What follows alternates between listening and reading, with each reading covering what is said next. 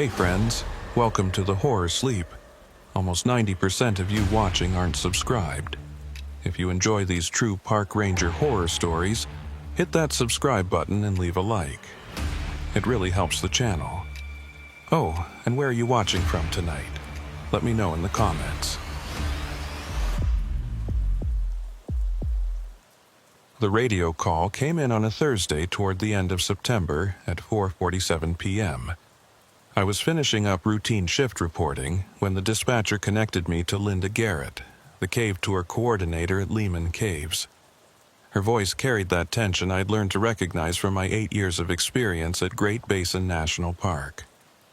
Cole, there's a problem with the number of people on the 5 p.m. tour. I put down my pen. What kind of problem? One person is missing. 23 people went in. 22 came out. A weight settled in my stomach. Cave emergencies weren't common at Lehman, but when they happened, they escalated quickly.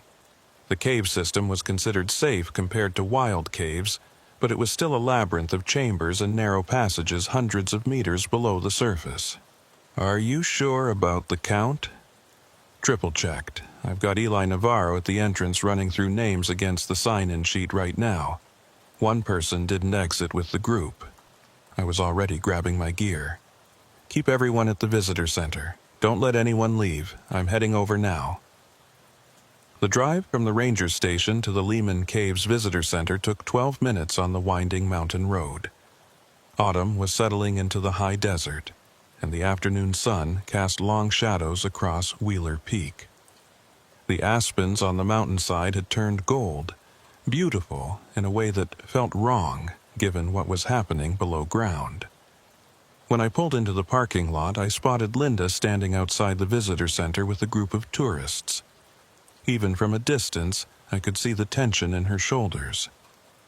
Eli Navarro, one of our newer volunteers, stood nearby with a clipboard, talking to what I assumed were members of the 5 o'clock tour group. Linda walked over as soon as I stepped out of my truck. Cole, thank God, this is turning into a nightmare. Walk me through it, I said, pulling on my jacket. The temperature up here at 6,800 feet could drop quickly once the sun went down. She consulted her notes. Tour started at 5 p.m. sharp. Standard route, lodge room, Grand Palace, the usual loop. Tour guide was Marcus Brennan. He's been doing this for 3 years, absolutely reliable. 23 people signed in at the desk. I counted them myself as they entered the cave. And when they came out? Marcus did a head count at the Gothic Palace, which was the last major chamber before the exit. He counted 23, but when they reached the surface and I did my exit count, I only had 22. I felt that familiar spike of adrenaline that came with search operations. So, someone went missing between the Gothic Palace and the exit?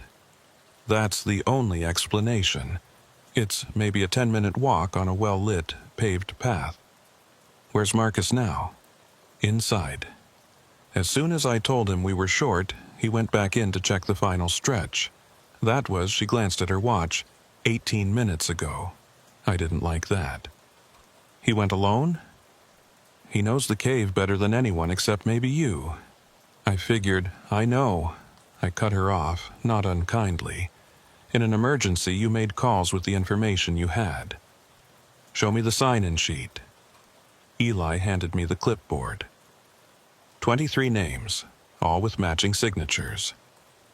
I recognized most as typical tourist names, families and couples. One entry stood out, David Morrison, in cramped, hurried handwriting. No address listed, which violated protocol, but it happened sometimes when the desk was busy. Anyone remember this Morrison person? I asked, pointing to the name. Eli shook his head. I asked around. A few people remember a guy who kept to himself at the back of the group. Mid-40s maybe, wearing a dark jacket. Nobody talked to him. Security cameras? We've got footage of people entering, Linda said. But the system's been glitchy. I've got someone pulling up what we have. I looked toward the cave entrance. The iron gate stood open, warm air flowing out from the constant 50-degree interior. The electric lights inside created a yellow glow that looked almost inviting. Almost. Okay, here's what we're doing. Linda, keep the tour group here. Get statements from everyone, especially anyone who remembers Morrison. Eli, you're coming with me. We're going to find Marcus, then we're going to find our missing tourist. Eli straightened up. He was young, maybe 25, and had only been volunteering for 2 months. But he was smart and followed instructions, which was what I needed right now. We geared up quickly. Helmets with headlamps, radios, first aid kit, emergency blanket, water. I grabbed the cave's emergency pack from the visitor center, which included additional lights and basic rescue equipment. The whole time, part of my mind was running through scenarios. Medical emergency. Someone wandered off the path, someone hiding for unknown reasons. Each possibility required different responses, different timelines. Have you been in the caves before? I asked Eli as we approached the entrance. Twice. Once as a tourist, once during volunteer training. Stay close to me, don't touch anything. The paths are clearly marked, but it's easy to get disoriented if you're not paying attention. We passed through the gate and started down the paved trail. The temperature immediately dropped, that characteristic cave chill seeping through my jacket. The smell hit me next, that distinctive underground scent of damp stone and minerals that every cave had. Lehman's was less musty than most, thanks to good airflow and the Park Service's careful management.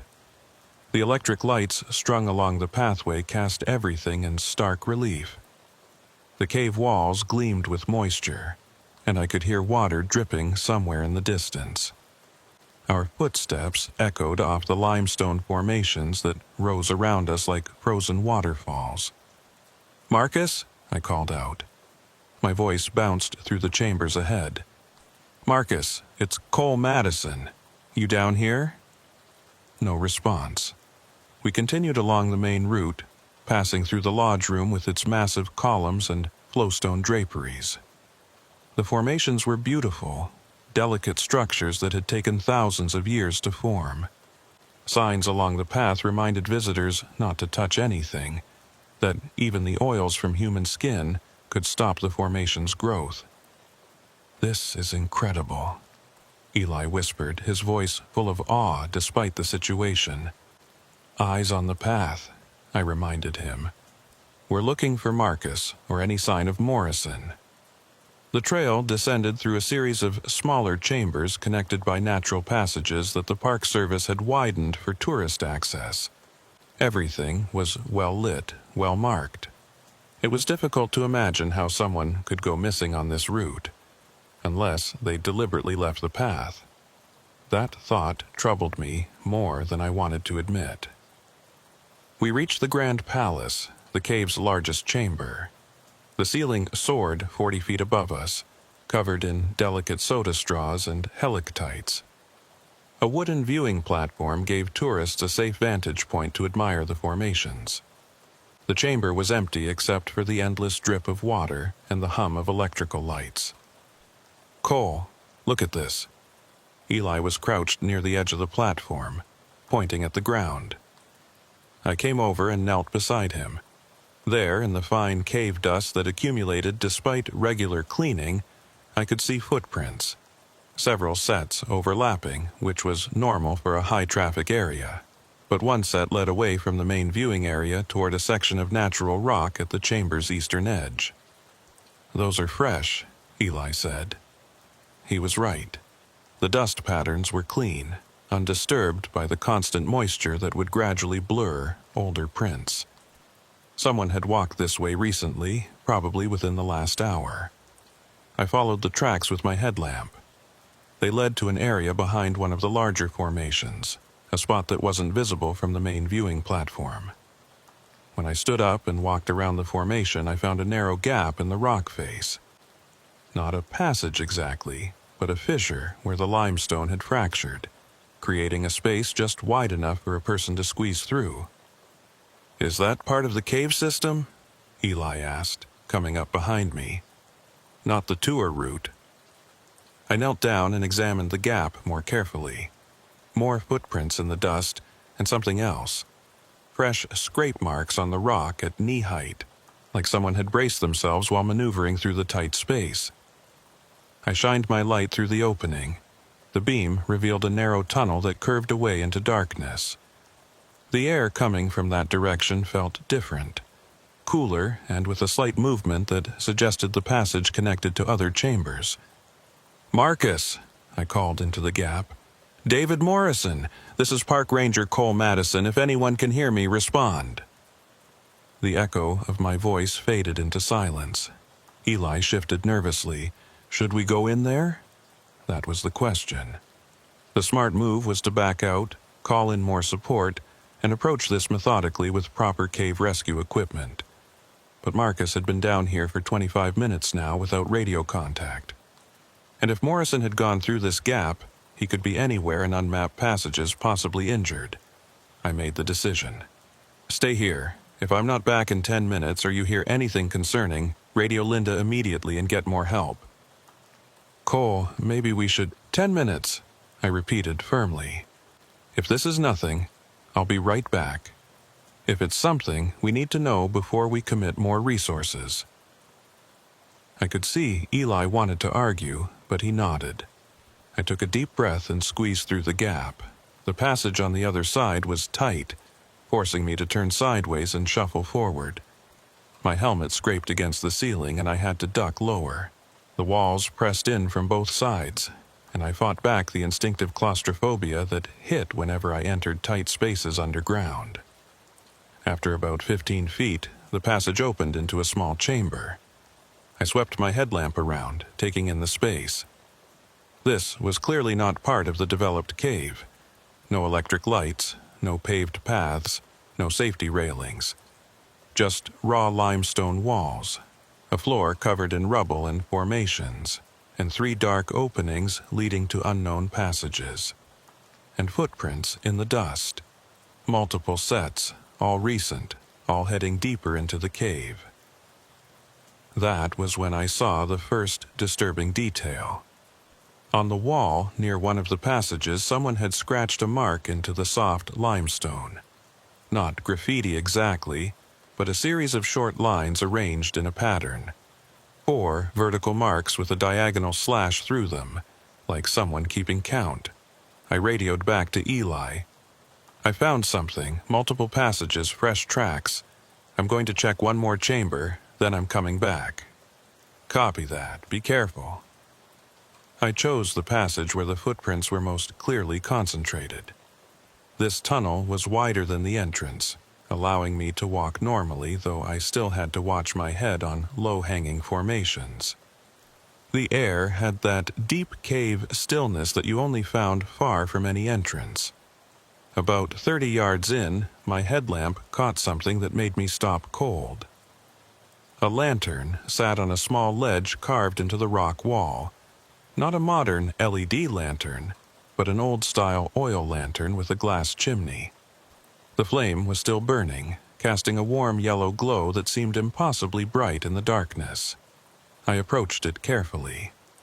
The lantern was old, probably dating back to the early 1900s when Absalom Lehman first explored these caves. But the oil was fresh, recently filled. Someone had lit this lantern and left it here.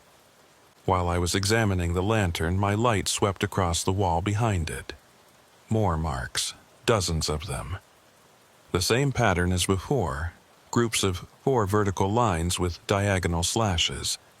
Some marks looked old, carved deep into the limestone with weathered edges. Others were fresh, the exposed rock still bright where the surface had been scraped away. Someone had been keeping count of something down here. For a very long time. "Cole, you still there?" Eli's voice crackled through my radio, tension clear in his tone. "Yeah, I'm here. Found something strange. Coming back now." I took one more look at the counting marks, trying to make sense of them. There had to be at least 200 marks on this section of wall alone, arranged in neat rows. The oldest ones near the bottom, the newest near the top. As I turned to leave, my headlamp caught another detail.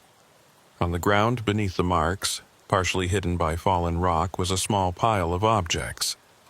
I knelt down for a closer look. Driver's licenses. At least a dozen of them, arranged in a careful stack like someone collecting cards. My hands shook as I picked up the top license. The photo showed a young woman smiling. Rebecca Martinez, the name read. Issue date, March 2019. Expiration, March 2024. The next license, Thomas Bergen. Issue date, July 2021. The next, Sarah Kim. Issue date, January 2020. I went through the entire stack. 12 licenses from 12 different people, issued over the past 6 years. None of them matched David Morrison, the name from today's missing tourist, but the pattern was clear. All the dates clustered around the same months: March, September, November. Tourist season at Great Basin, when the caves saw the most visitors. "Cole, Marcus just radioed." Eli's voice came through urgent and strained. "He's found someone, but there's a problem. He needs you at the Gothic Palace immediately."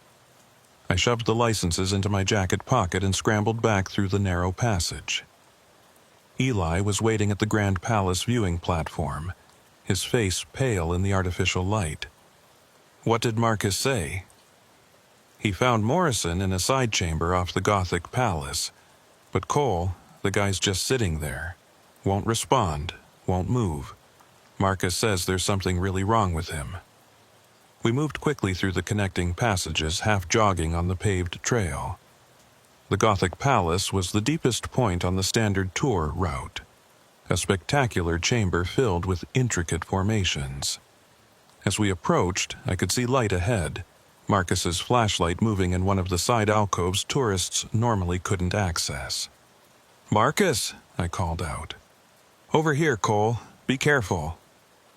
I found him standing at the entrance to a small chamber, about 8 feet wide and maybe 6 feet deep. His flashlight was trained on a figure sitting against the back wall. David Morrison, or at least the man I assumed was Morrison, sat with his legs crossed and his hands resting on his knees. He was in his mid-40s, wearing a dark jacket exactly as the witnesses had described. His eyes were open, staring straight ahead at nothing. "How long has he been like this?" I asked, stepping carefully into the chamber. "Since I found him about 10 minutes ago. I've tried talking to him, shining lights in his eyes, even touching his shoulder. Nothing. It's like he's in some kind of trance." I moved closer, kneeling in front of Morrison. His eyes were focused on the wall behind me, unblinking. His breathing was slow and regular. When I waved my hand in front of his face, he didn't react. "Morrison, can you hear me? I'm Park Ranger Cole Madison. We're here to help you." No response. I checked his pulse. Strong and steady. No signs of injury or distress. But his complete lack of responsiveness was deeply unsettling. This wasn't unconsciousness or sleep. He was awake, but somehow not present. "Has anyone else been down here?" I asked Marcus. "Not that I've seen. Why?" I pulled out one of the driver's licenses from my pocket. "Because I found these in an unmapped section of the cave. 12 different people over the last 6 years. Marcus's expression shifted from concern to alarm. 12 people.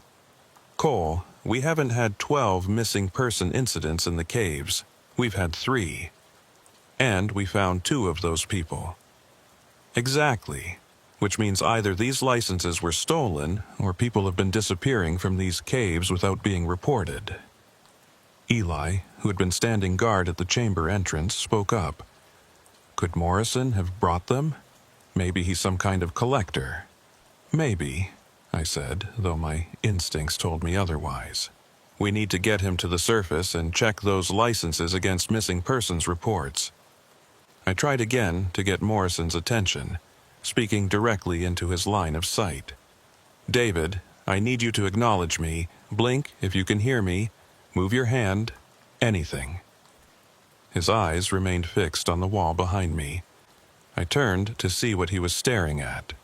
The wall was unremarkable, just limestone with a few small formations. But when I looked more carefully, I noticed something carved into the rock at eye level. It was faint, almost invisible unless you knew to look for it. The same counting pattern. 4 vertical lines, 1 diagonal slash. Repeated hundreds of times in tiny, precise marks that covered nearly the entire wall from floor to ceiling. "Jesus," Marcus whispered, seeing what I was seeing. How long would it take to carve all that? Years, I thought. Decades, maybe. Someone had been coming down here regularly, marking the wall, keeping track of something. And now I had found 12 driver's licenses and a man in a catatonic state, all in the deepest parts of a cave that was supposed to be safe and thoroughly explored. "We need to move him," I said, standing up. "Marcus, help me get him on his feet."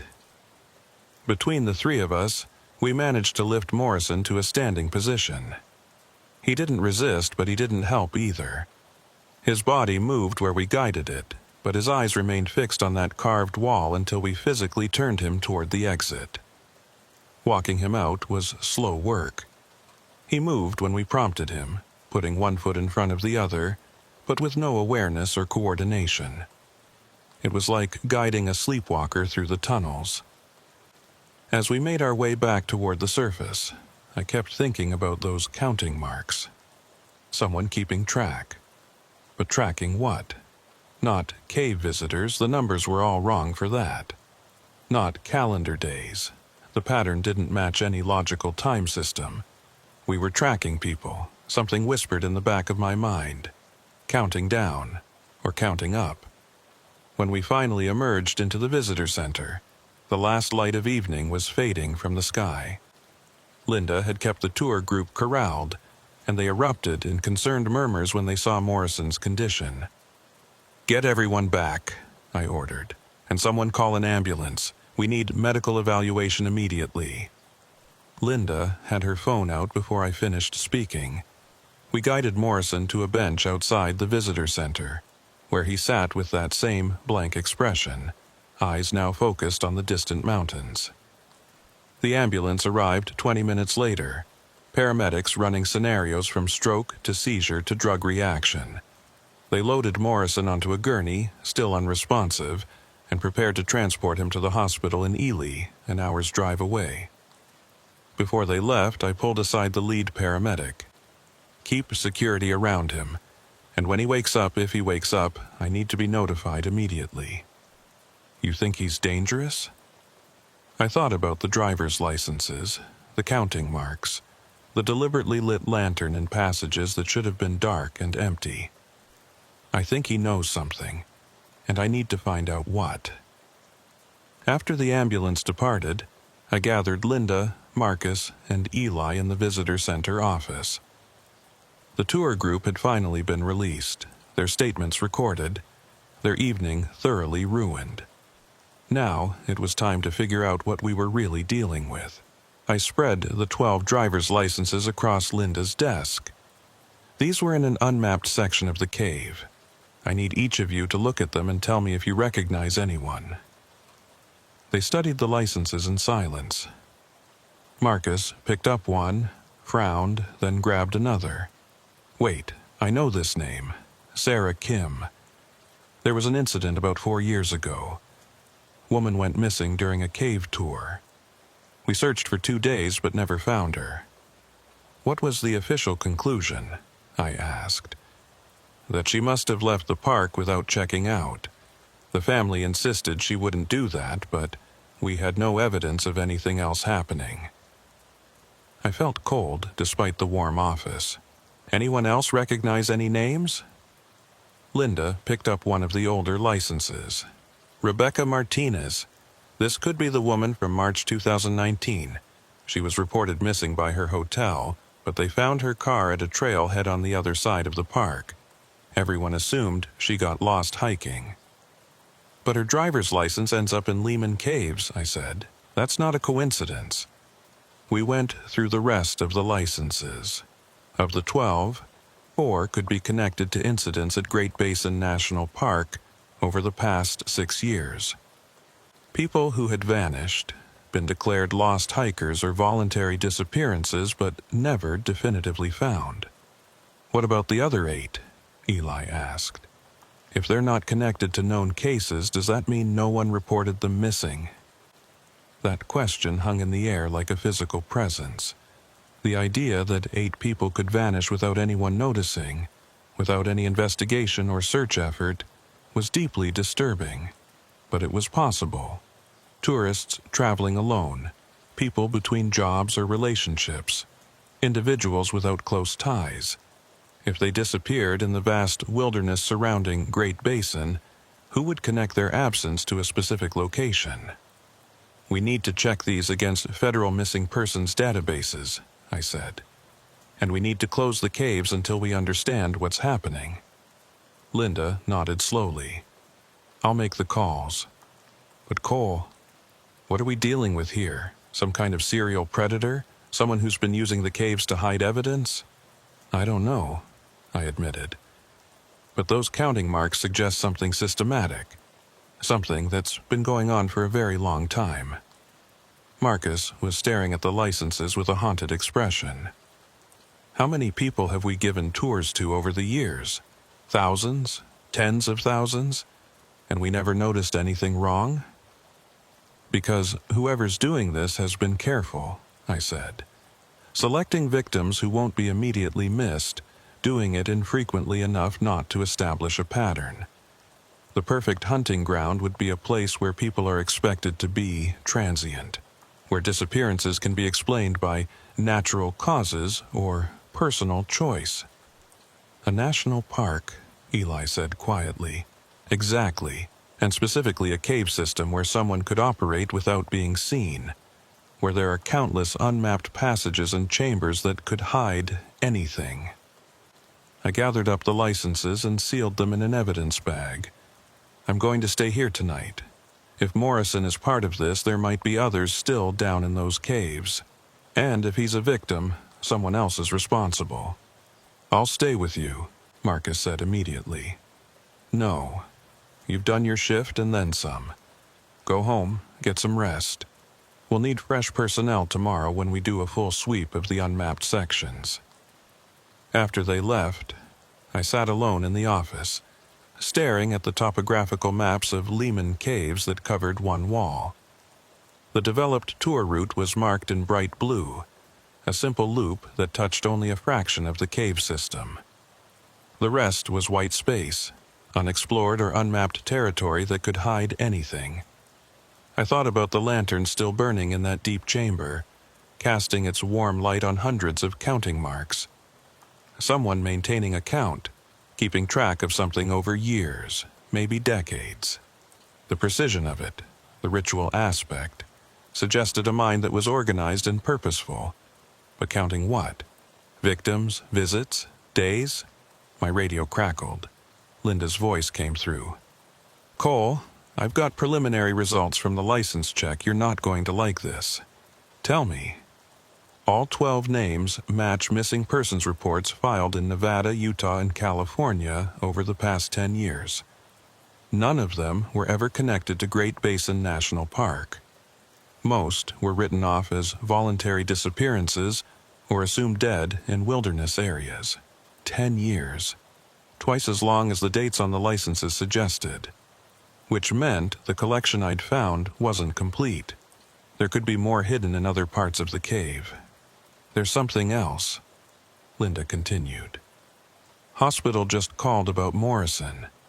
He's still catatonic, but they did a preliminary blood work. No drugs, no toxins, no medical explanation for his condition. Neurologist says his brain activity is normal. He's just not responsive. Like he's choosing not to respond, I said. or like something happened to him that broke his ability to respond. Cole, the neurologist, used the word trauma, said Morrison's state is consistent with severe psychological shock. I thought about Morrison sitting in that chamber, staring at the wall of counting marks for who knew how long. What had he seen down there? What had happened to leave him in this state? "Keep me updated on any changes," I said. "I'm going to do another sweep of the entrance areas before dark."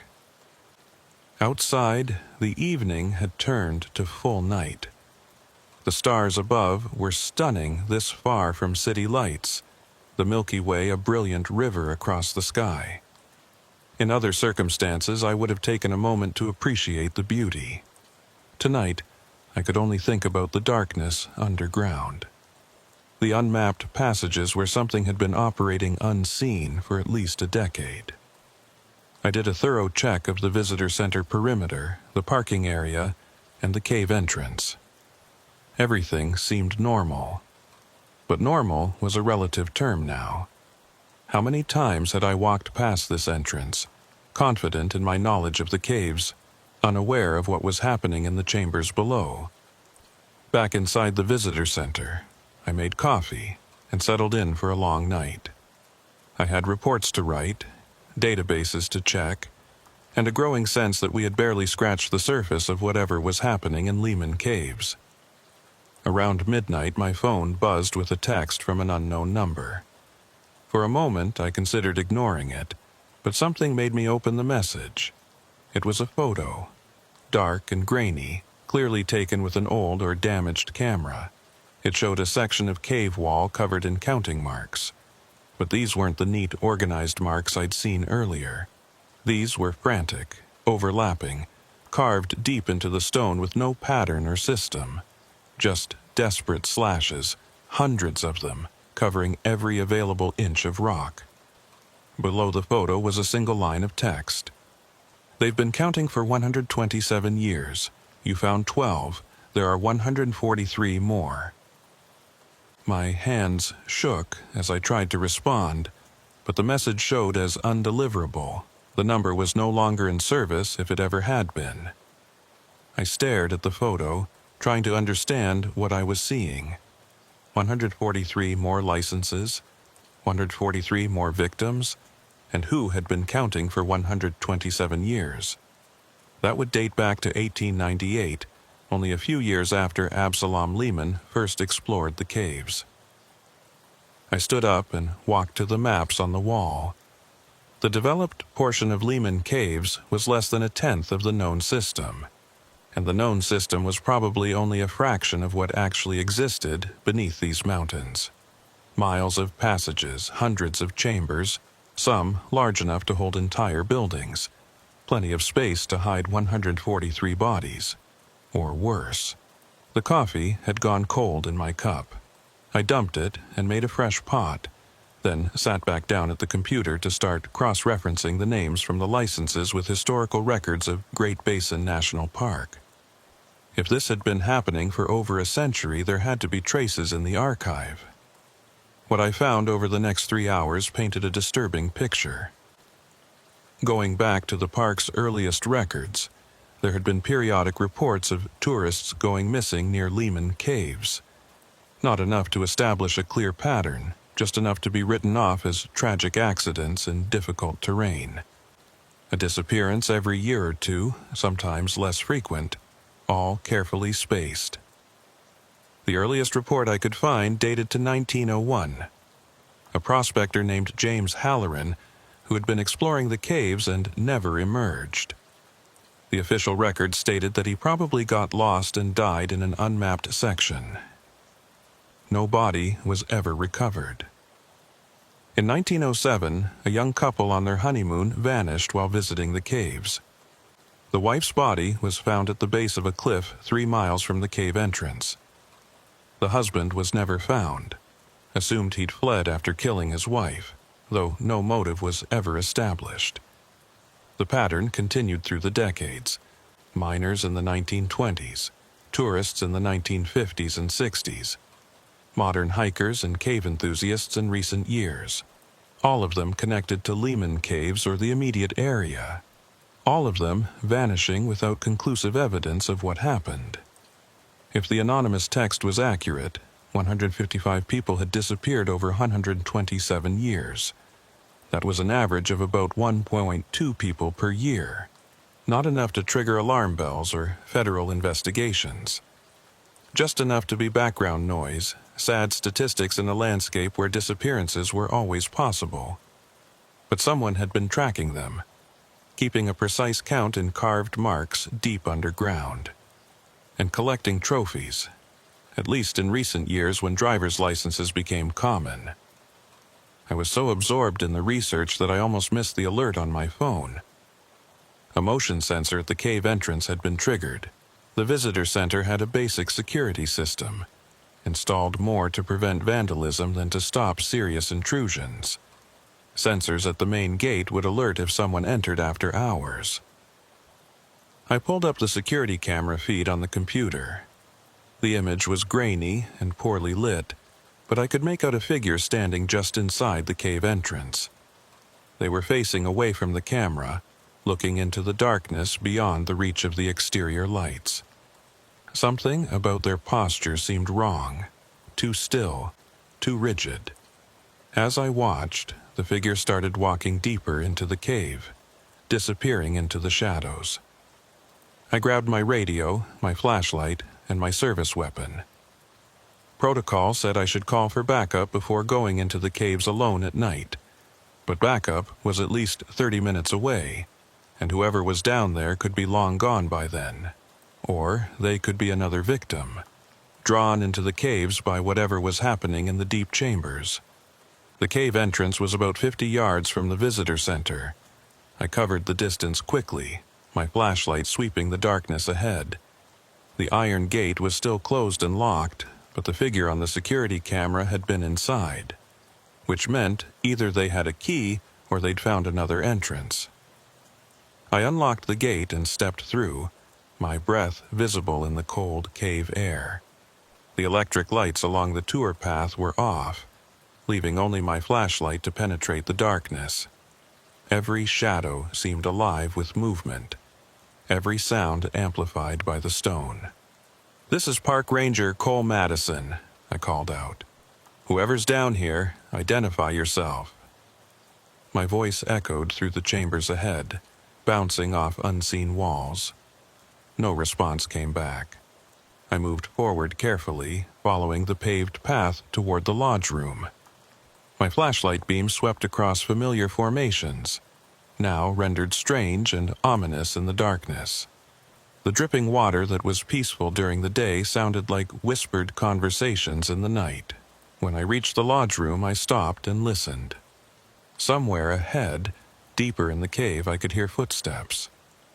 Not hurrying, not trying to hide, just walking with steady purpose toward some unknown destination.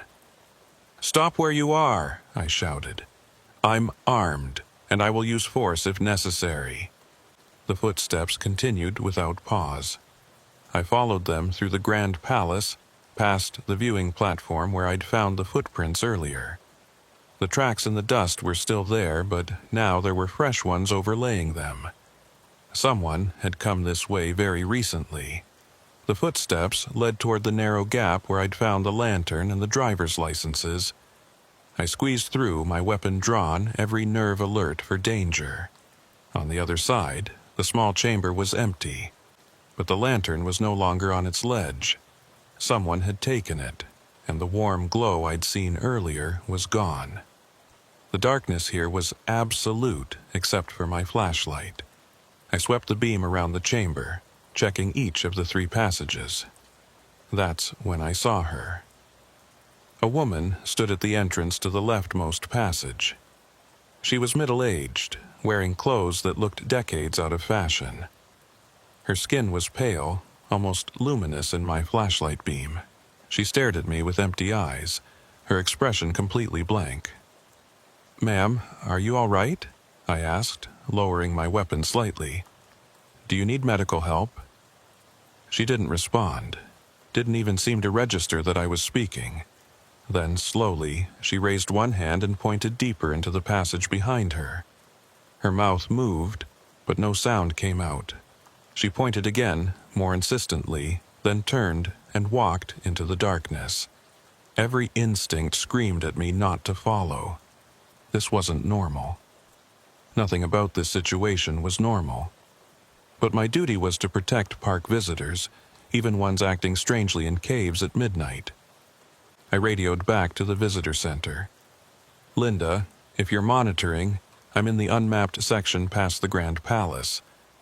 I've encountered a female subject, appears disoriented. I'm pursuing. If you don't hear from me in 20 minutes, send everyone." Static was my only reply. The radio didn't work this deep underground. I took a deep breath and entered the passage, following the woman's retreating form. My flashlight caught glimpses of her as she moved through the darkness, always just at the edge of the beam, never quite fully visible. The passage twisted and descended, taking us deeper into the mountain. The air grew colder, and I could feel the weight of rock above me, thousands of tons of stone separating me from the surface. After what felt like hours, but was probably only 10 minutes, the passage opened into a large chamber. My flashlight revealed a space about the size of a school gymnasium, the ceiling soaring up beyond the reach of my beam. The floor was relatively flat, covered in fine dust that showed no previous tracks. The woman stood in the center of the chamber, perfectly still. As I approached, she spoke for the first time. Her voice was distant, as if coming from very far away. "They've been waiting so long, counting, always counting. 155, soon to be 156. "Who's been waiting?" I asked, keeping my distance. "Who are you?" "Rebecca Martinez. I came here in March 2019. I thought I was exploring a beautiful cave. I didn't know. None of us knew." Her eyes focused on me for the first time, and I saw recognition and horror in them. "You have to stop coming down here. You have to seal these caves forever. It's the only way to break the count." "Break what count, Rebecca? What happened to you?" She gestured around the chamber. "Look at the walls. Really look." I swept my flashlight in a slow circle around the room. At first I saw only limestone formations and bare rock. Then my beam caught them. Carved into the walls, floor to ceiling, covering every available surface, were counting marks. Thousands of them, maybe tens of thousands. They started at ground level with marks so old they were barely visible, weathered by time and moisture. As they progressed up the walls, they became clearer, more distinct. The highest marks, near the ceiling, looked fresh. 155, Rebecca whispered. "One for each of us.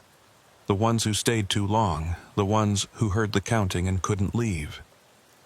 It gets in your head, the rhythm of it. 4 marks, slash, 4 marks, slash, over and over until it's all you can hear, even when there's silence." My mouth had gone dry. "Who's making the marks?" "We are. All of us. Once you're chosen, you start carving. You can't stop. You have to keep the count going. It's the only thing that matters. 4 marks, slash, 4 marks, slash, until there's no more room, and then we move to the next chamber." She took a step toward me, and I instinctively raised my weapon. She didn't seem to notice. They thought they could contain it by hiding the entrances, by making the tour route safe. But there's no containing it. It's in the mountain itself, in the stone. The counting started before humans came here. We just gave it a new way to manifest. Rebecca, you're not making sense. Let me help you get out of here. I can't leave. None of us can. Once you're part of the count, you're part of it forever. David Morrison learned that today. He became 155, and now... She tilted her head, listening to something I couldn't hear. "And now it's time to add 156. She rushed at me suddenly, faster than seemed possible. I had barely enough time to step aside, and she crashed into the wall behind me. But instead of falling, she kept moving, her hands finding the rock surface and beginning to carve. 4 vertical lines, 1 diagonal slash. 4 vertical lines, 1 diagonal slash. "Rebecca, stop!" I grabbed her shoulder, trying to pull her away from the wall. Her skin was ice cold under my hand, and when she turned to look at me, her eyes had gone completely white. "The count must continue," she said in that distant voice. "It's been counting for so much longer than 127 years, since before the caves formed, since before the mountains rose. The count is eternal. We're just the latest to serve it." I backed away, horror rising in my throat. This wasn't mental illness or drugs. This was something else. Something I had no framework to understand. Rebecca had turned back to her carving, completely absorbed in the task, her fingers bleeding as they scratched at the stone. I had to get out, had to seal these caves and figure out what to do. But as I turned toward the passage I'd entered through, I found it blocked. More figures stood there, at least a dozen of them. Men and women of various ages, all with that same blank expression, all carrying primitive carving tools. They filed into the chamber silently, each moving to a section of wall and beginning to carve. 4 marks, slash. 4 marks, slash. The sound of stone being scored filled the chamber, a rhythmic scraping that seemed to pulse with its own heartbeat. And underneath it, I could hear something else, a deeper sound coming from far below, from passages that went down into the earth's crust. Counting. Something was counting, had been counting for eons, and these people were its instruments, its way of marking time in a world where time meant nothing. I looked for another exit, any way out of this chamber. My flashlight found a passage on the far side, smaller than the others but clear of the carving figures. I ran for it, dodging between the absorbed workers who didn't even glance my way. The passage sloped upward, which gave me hope. Up meant towards the surface, towards safety. I pushed myself to move faster, my boots slipping on loose rock, my lungs burning in the thin cave air. Behind me, the sound of carving grew louder, more insistent. And mixed with it now were voices, all chanting in unison. 156, 156, 156. I burst out of the passage into another chamber, this one blessedly empty. My flashlight revealed 3 more passages leading away in different directions. No marks on the ground to indicate which way led to the surface. I chose the middle passage and ran, no longer caring about protocol or caution. I just needed to get out, to reach the surface and figure out how to stop this. The passage seemed endless, twisting through the mountain with no regard for human navigation. Time lost meaning in the darkness. I might have been running for minutes or hours. Finally, incredibly, I saw light ahead. Not electric light, but the gray, pre-dawn glow of natural daylight. I sprinted toward it, emerging into blessed, fresh air at a cave opening I'd never seen before, high on the mountainside about half a mile from the visitor center. I collapsed on the rocky ground, gulping air, my hands shaking. The sun was just beginning to rise over Wheeler Peak, painting the sky in shades of pink and gold. I'd made it out, but Rebecca Martinez and the others were still down there, still carving their marks, still serving something that had been counting since before memory began. And David Morrison was 155, which meant the count was looking for 156. I pulled out my phone. No signal this high on the mountain. I would have to make it back to the visitor center to call for help, to report what I'd found. But even as I stood up and started down the mountain, I knew the truth. There was no help for this. No procedure, no protocol, no training that covered what was happening in Lehman Caves. The only option was to seal the caves permanently, trap whatever was down there forever. and pray that the counting stopped when it ran out of people to conscript. But would it stop? Or would it just wait, patient and eternal, until someone else came along and gave it new instruments to mark the passing of time? I didn't have answers. All I had was the memory of Rebecca Martinez's white eyes and the sound of stone being carved, 4 marks and a slash repeated forever in the darkness beneath the earth.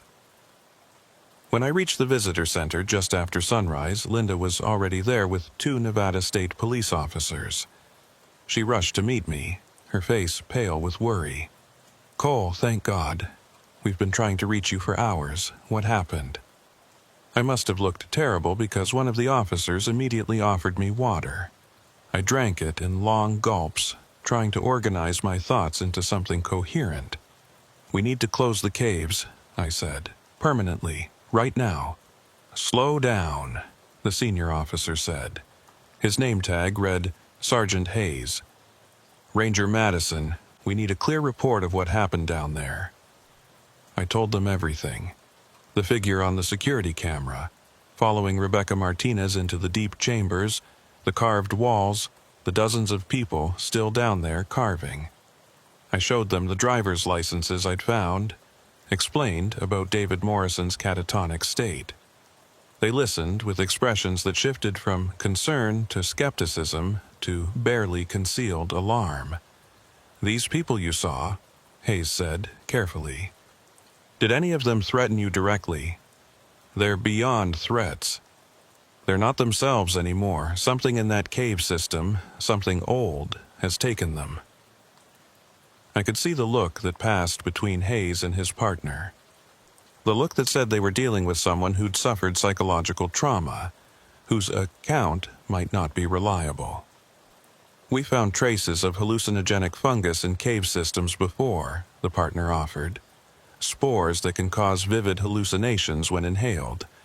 Maybe this wasn't hallucinations," I snapped. "Rebecca Martinez is a real person who's been missing since 2019. Her driver's license is in that evidence bag. Those counting marks are real. The people down there are real." Linda put a hand on my arm.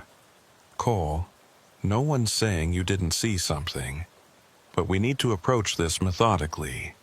Right now, we have 1 missing tourist who's been found and is receiving medical care. We have some driver's licenses that need to be investigated. Those are the facts we can work with. The fact is that there are people trapped in those caves, and more will be trapped if we don't shut this down." Hayes nodded slowly. "All right. I'll request a full search and rescue team. If there are people down there, we'll find them. In the meantime, the caves will remain closed to tourists. Does that work for you?" It wasn't enough, but it was something. I nodded. The search team arrived by noon.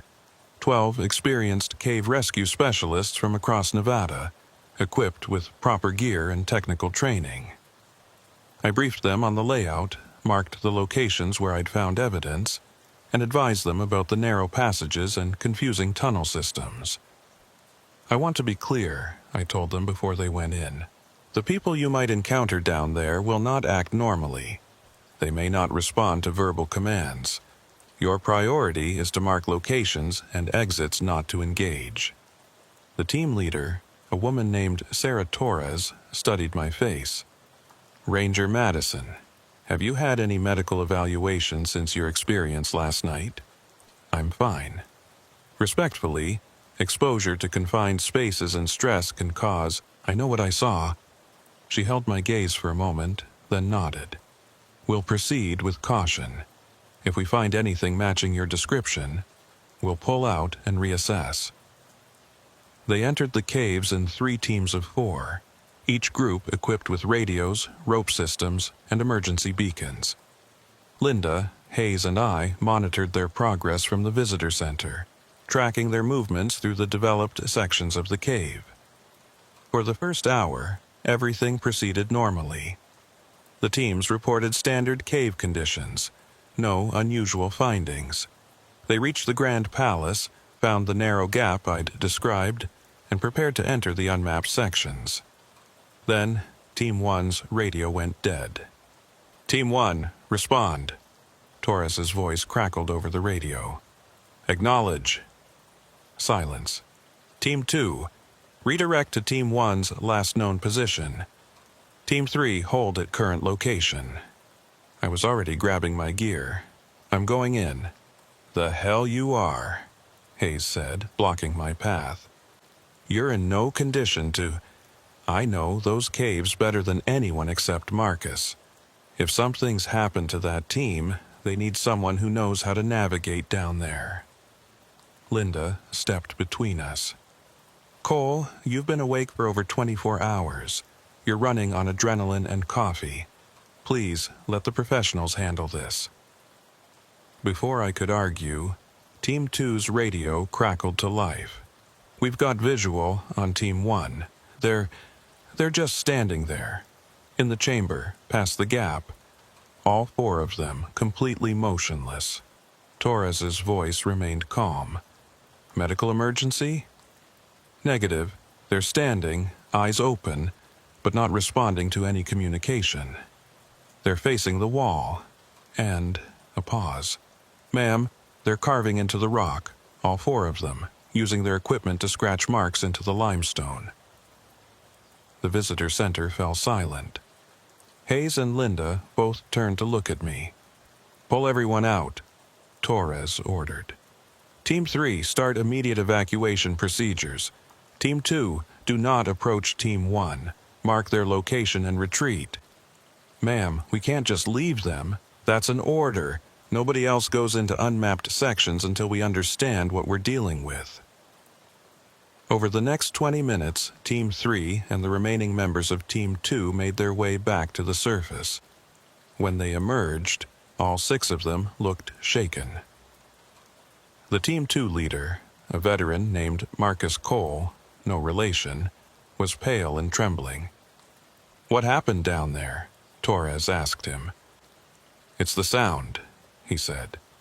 Once you get past the main chambers, there's this sound. Like something massive, breathing, or counting. A rhythm that gets into your head and won't let go. Team 1 went through the gap first. We were maybe 2 minutes behind them. When we found them, they were already changed. Like they'd been down there for years instead of minutes. Did you see anyone else? Any of the missing people Ranger Madison described? No, ma'am, just our team. But the walls... He shook his head. The marks on the walls. There must be millions of them. How long would it take to carve that many marks? No one had an answer. By evening, we'd established a perimeter around the cave entrance. No one in or out without explicit authorization. The 4 members of Team 1 were still down there, still carving, still lost to whatever influence emanated from the deep chambers. David Morrison died at 6:47 p.m. The hospital called with the news. His brain activity had simply stopped, no medical explanation, no warning. One moment he was breathing, the next he wasn't. The doctors were baffled. I thought about Rebecca Martinez saying he was 155. If she was right, his death meant... My phone buzzed. Another text from the unknown number. 155 is complete. The count continues. Your search team has provided 4 new instruments. 159 approaches. I showed the text to Hayes. Can you trace this? He tried. The number bounced through so many proxies and dead connections that tracking it was impossible. Whoever was sending these messages knew how to stay hidden. Cole, Linda said quietly. If what you're saying is true, if there's something in those caves that has been taking people for over a century, why hasn't anyone noticed? Why hasn't there been a massive investigation? Because it's patient, I replied. It takes people slowly, carefully, 1 or 2 a year, spaced out enough that no pattern emerges, and it chooses people who won't be immediately missed. Solo travelers, people between locations, anyone who might plausibly vanish in wilderness without raising alarms. That's, she struggled for words, that's sophisticated, that's intentional. You're describing something with intelligence, with purpose. I'm describing something that's been counting for eons, something that was here before the caves, before the mountains, before anything we'd recognize as life. We're not dealing with a person or even a group of people. We're dealing with something fundamental. Hayes was less convinced. Ranger Madison, I respect your experience and your dedication, but what you're describing sounds like mythology. We need to focus on practical solutions. Rescue the trapped search team. Investigate the driver's licenses, determine if there's a human perpetrator using these caves. There is no rescuing them, I said flatly. Not unless we can stop the counting. Then, how do we stop it? That was the question I'd been wrestling with all day. How do you stop something that's been going for potentially millions of years? Something that predated human existence. I thought about the chamber Rebecca had shown me, the walls covered in marks from floor to ceiling, about the sound of something massive breathing or counting in the depths, about the rhythm that got into your head and wouldn't leave. We seal the caves, I said. All entrances, all passages. Make it inaccessible to everyone. That's hundreds of thousands of dollars in lost revenue, Linda protested. Lehman Caves is one of the park's main attractions. Then make it a geological hazard. Say the structure is unstable, but we cannot let anyone else go down there. Torres had been quiet, listening to the debate. Now she spoke up. I've been doing cave rescue for 15 years. I've seen accidents, medical emergencies, even one murder. But I've never seen anything like what happened to my team today. Whatever did that to them, it wasn't natural. I support Ranger Madison's recommendation. Seal it. That night, I sat alone in the visitor center, studying topographical surveys of the area around Lehman Caves. The known cave system was extensive, but geological surveys suggested it was even larger than what had been mapped. Miles of passages, dozens of entrances, countless chambers. We could seal the main entrance easily enough, but the other access points, the natural openings scattered across the mountainside, it would take months, maybe years to find and secure them all. And during that time, people could still wander in, still become part of the count. My phone buzzed again. Not a text this time, but a call from a blocked number. I almost didn't answer, but something made me pick up. Ranger Madison. The voice was male, elderly, with a slight Western accent. My name is Edmund Carver. I need to speak with you about the situation at Lehman Caves. Who is this? How did you get this number? I worked at Great Basin National Park for 43 years. I was the head ranger when your predecessor went missing in 1994. I know what's in those caves. I've known for a very long time. My hand tightened on the phone. Then why didn't you do something about it? Because there's nothing to be done. The counting cannot be stopped. It can only be managed. That's why we created the tourist route the way we did, steering visitors away from the deep chambers. Why we instituted strict permit systems and head counts. We were trying to minimize exposure. People are still dying. Your management system failed. People were always going to die, Carver said sadly. The cave chooses who it takes.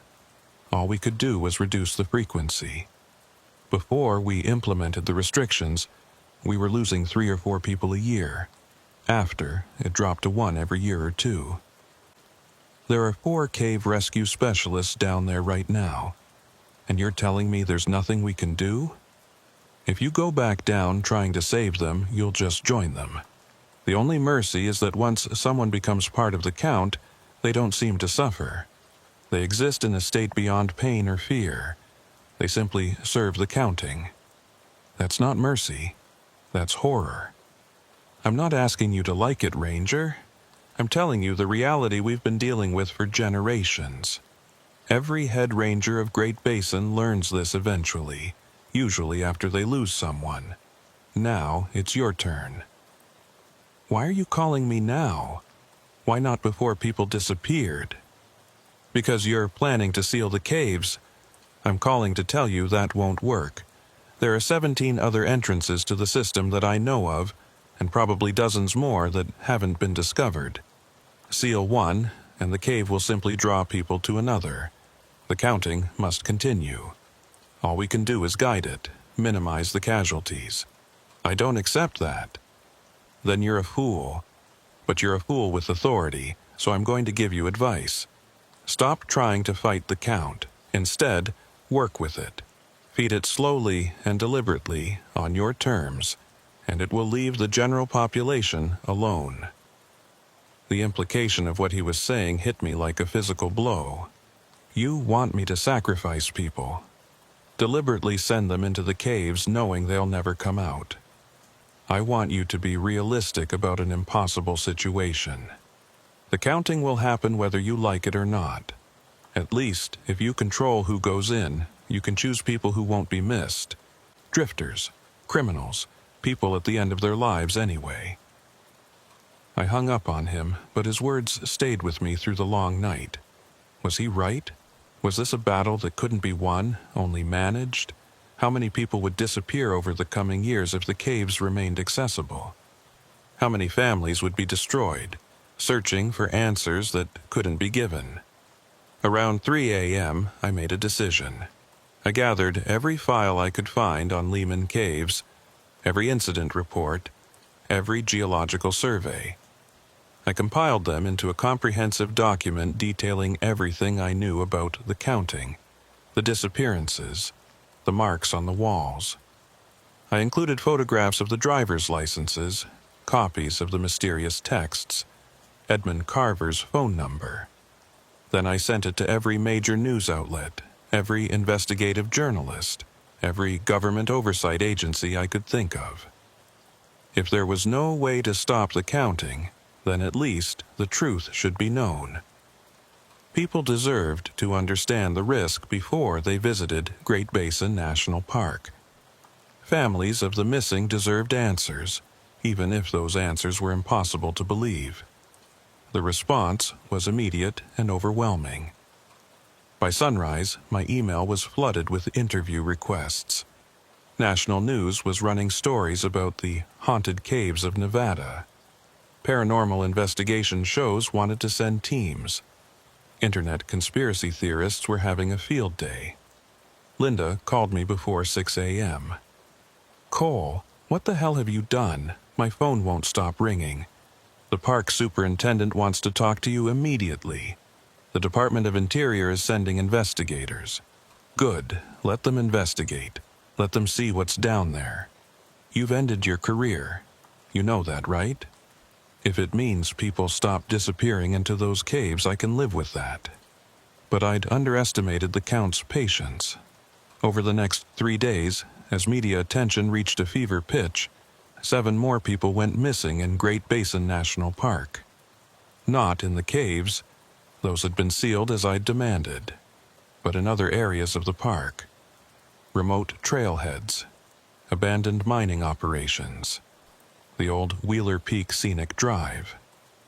Each missing person had one thing in common. They'd come to the park specifically because of the news stories. They wanted to find the truth about the counting. They went looking for the unmarked entrances, the deep chambers, the places where reality bent, and they found what they were looking for. On the 4th day, I received a final text from the unknown number. "You thought attention would stop the count. Instead, you fed it. 166, 167, 168, 169, 170, 171, 172. Thank you for your service, Ranger Madison." I stood at the cave entrance, now blocked with concrete and steel, and understood my mistake. By publicizing the danger, I'd made it irresistible. People who might have lived full lives were now drawn here. moths to a flame, offering themselves to something that had been counting since before counting had meaning. Hayes found me there that evening. "They're removing you from active duty. Psychiatric evaluation required before you can return to work." "I know. For what it's worth, I believe you now, after what we've seen this week, after what happened to my team. There's something in these mountains that shouldn't be disturbed. But it will be," I said. "Because people are curious. Because they want to believe in something bigger than themselves. Because the count calls to them in ways they don't understand." The psychiatric evaluation lasted 3 weeks. They diagnosed me with acute stress reaction, possible delusional disorder brought on by extended isolation and responsibility for missing persons cases. The doctors were kind but firm. I needed time away from the park, from the caves, from the counting. I didn't fight them. What was the point? The truth was already out there, spreading like a virus through the internet. Great Basin National Park had become infamous, and with infamy came visitors. Not the casual tourists of before, but seekers. People who wanted to find the counting, to become part of something ancient and eternal. I watched from my forced leave as the numbers climbed. The mysterious texts continued, always from untraceable numbers, always with the same patient accounting. 173, 174. The park tried to manage the influx. More rangers hired, stricter permits, increased patrols. But the mountain was vast and the entrances many. For every one they sealed, 3 more were discovered. The caves called to those who wanted to be called. Eli Navarro stopped by my apartment in Ely one afternoon. He looked thinner than I remembered, with dark circles under his eyes. "I need to tell you something," he said, sitting heavily in my kitchen chair. "About the night in the caves, when we found Morrison. You don't have to—" "I heard it," he interrupted. "The counting. When we were in that chamber with him, right before you arrived, there was this rhythm, so deep it was almost below hearing. 4 beats, pause, slash, 4 beats, pause, slash, and Cole, I wanted to carve. I wanted to pick up a rock and start marking the walls. The urge was so strong it took everything I had to fight it. I felt cold. Why didn't you tell me this before? Because I was scared, because I thought it meant I was going crazy. But then I saw what happened to the rescue team, and I realized it got into my head. Just those few minutes exposure, and it's still there. Sometimes I wake up at night and my fingers are moving, tracing patterns in the air. 4 marks, slash, 4 marks, slash. You need to leave Great Basin," I said urgently. "Get as far away from here as you can." I did.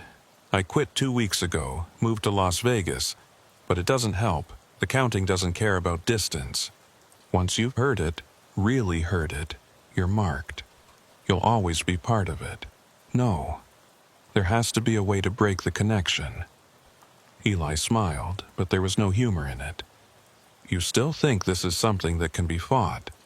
That's why it chose you to spread the word, because you'd fight, and in fighting, you'd make it stronger." After he left, I sat in the growing darkness of my apartment and thought about Edmund Carver's words. The counting cannot be stopped, only managed. How many people had known? How many head rangers through the decades had learned the truth and decided that quiet management was better than public panic? And I'd destroyed that system, torn away the careful veil of ignorance, and in doing so, fed the very thing I'd tried to stop. My phone buzzed. Not a text this time, but a news alert. Mass disappearance at Great Basin. 17 people missing after unauthorized cave expedition. I read the article with numb horror. A group of paranormal enthusiasts had organized a large-scale exploration of Lehman Cave's unmapped sections. They'd bypassed the sealed main entrance and found one of the numerous alternative passages. 17 people had entered the cave system yesterday evening. none had emerged. When rescue teams finally located them, all 17 were in a deep chamber, carving marks into the walls with their bare hands. Their fingers were bloody, some down to the bone, but they didn't seem to notice or care. They carved with single-minded determination, adding their counts to the millions already there. The texts came rapid fire after that. 189, 190, 191, and on, climbing faster than ever before. I drove back to Great Basin that night, despite my suspension, despite the psychiatric hold that was technically still in effect. I had to see it for myself, had to understand what I'd done. The park was chaos. News vans, police vehicles, National Guard trucks. They'd established a full perimeter around the Lehman Caves area, but it was too late. Too many entrances, too much mountain to patrol. I found Linda at the ranger station, looking like she'd aged 10 years in 3 weeks. "They're calling it a mass psychological event," she said without preamble. "The CDC is here, psychiatrists, neurologists, everyone trying to figure out how 17 people could simultaneously develop the same compulsive behavior. It's not psychological. I know that. You know that. But what do we tell them?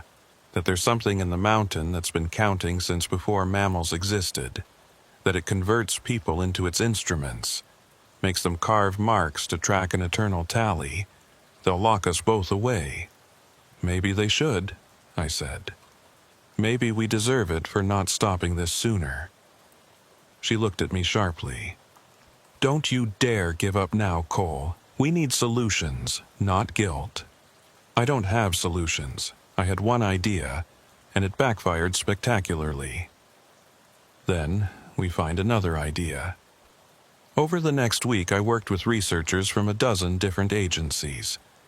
Geologists mapped the cave system with ground-penetrating radar, finding even more extensive passages than anyone had imagined. Acoustics experts studied the sound properties of the chambers, confirming that there was indeed a deep resonance coming from far below. Psychologists interviewed those who'd been exposed to the counting, but not yet succumbed, trying to identify what made some people resistant. No one could explain the marks themselves.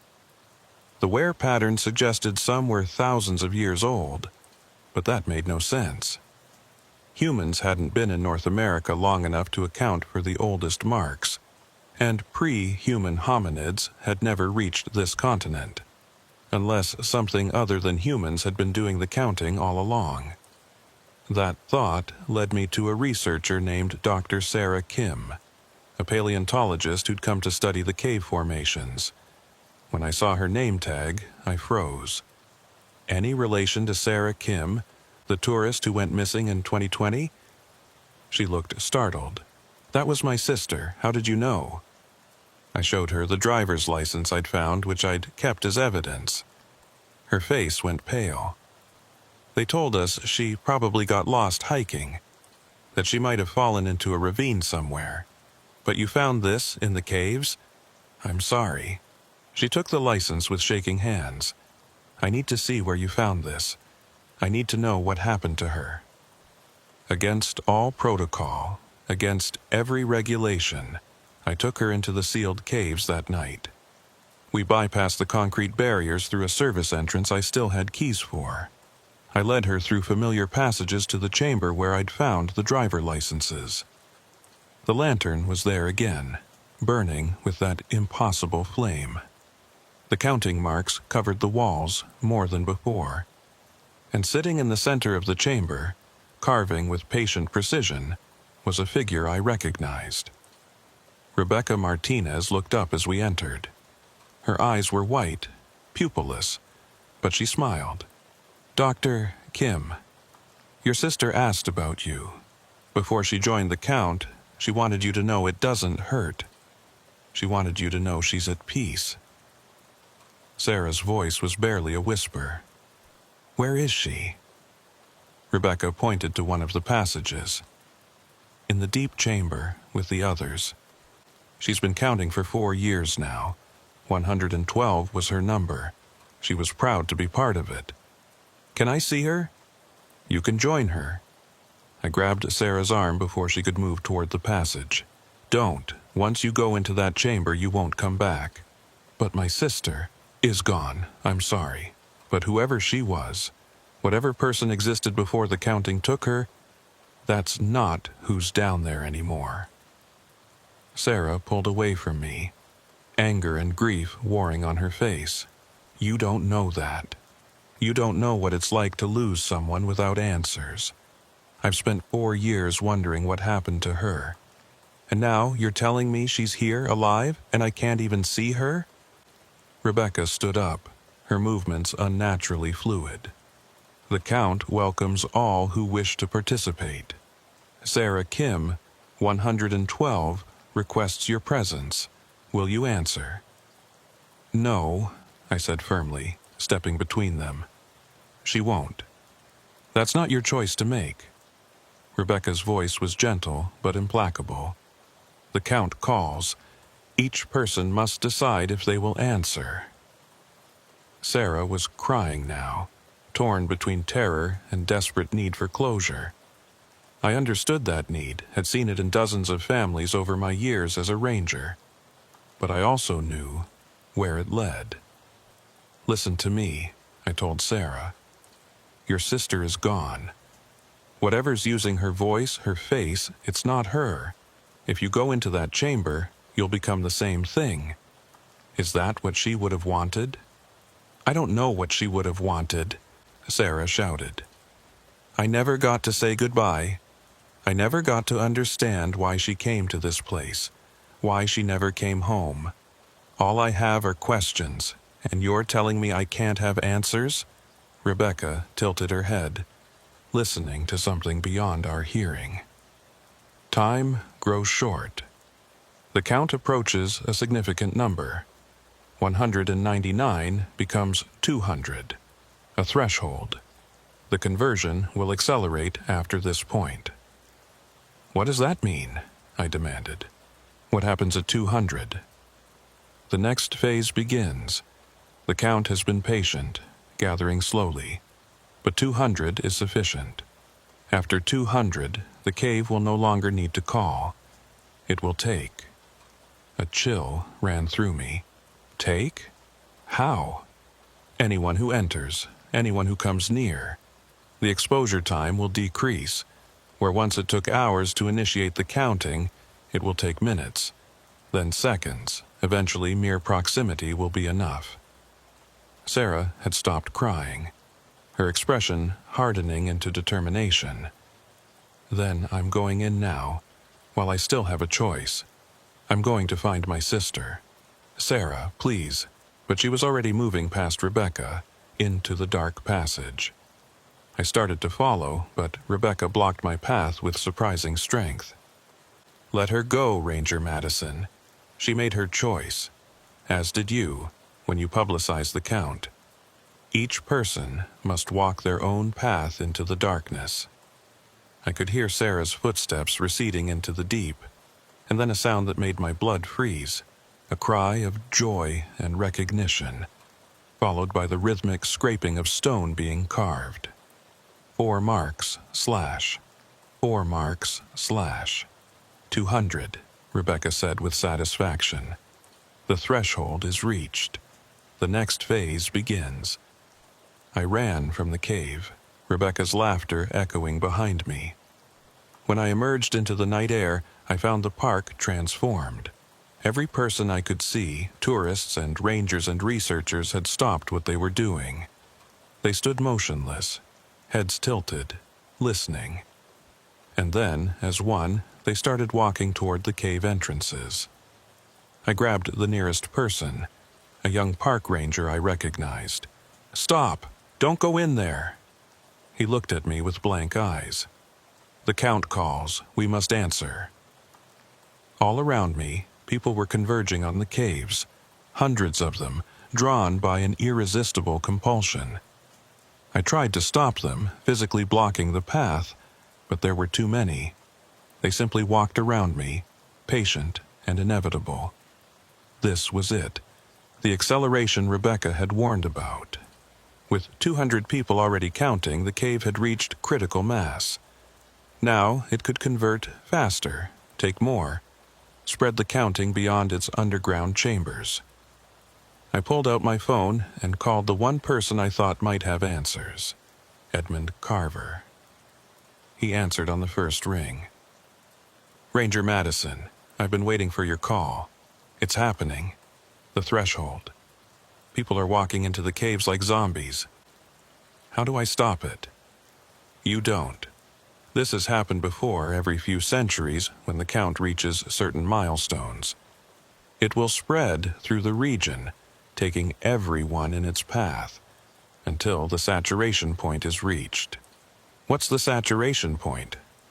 "No one knows. The last time it happened was in 1847, at a different cave system in Kentucky. Took 300 people before it subsided. Could be more this time, could be less." 300 people? That's genocide. It's the count. It's neither good nor evil. It simply is, like gravity or entropy. You can't stop it any more than you can stop the sun from rising. I hung up on him again and called every emergency number I could think of. State Police, FBI, National Guard. I told them what was happening, begged them to evacuate the area, to establish a quarantine zone. Some listened.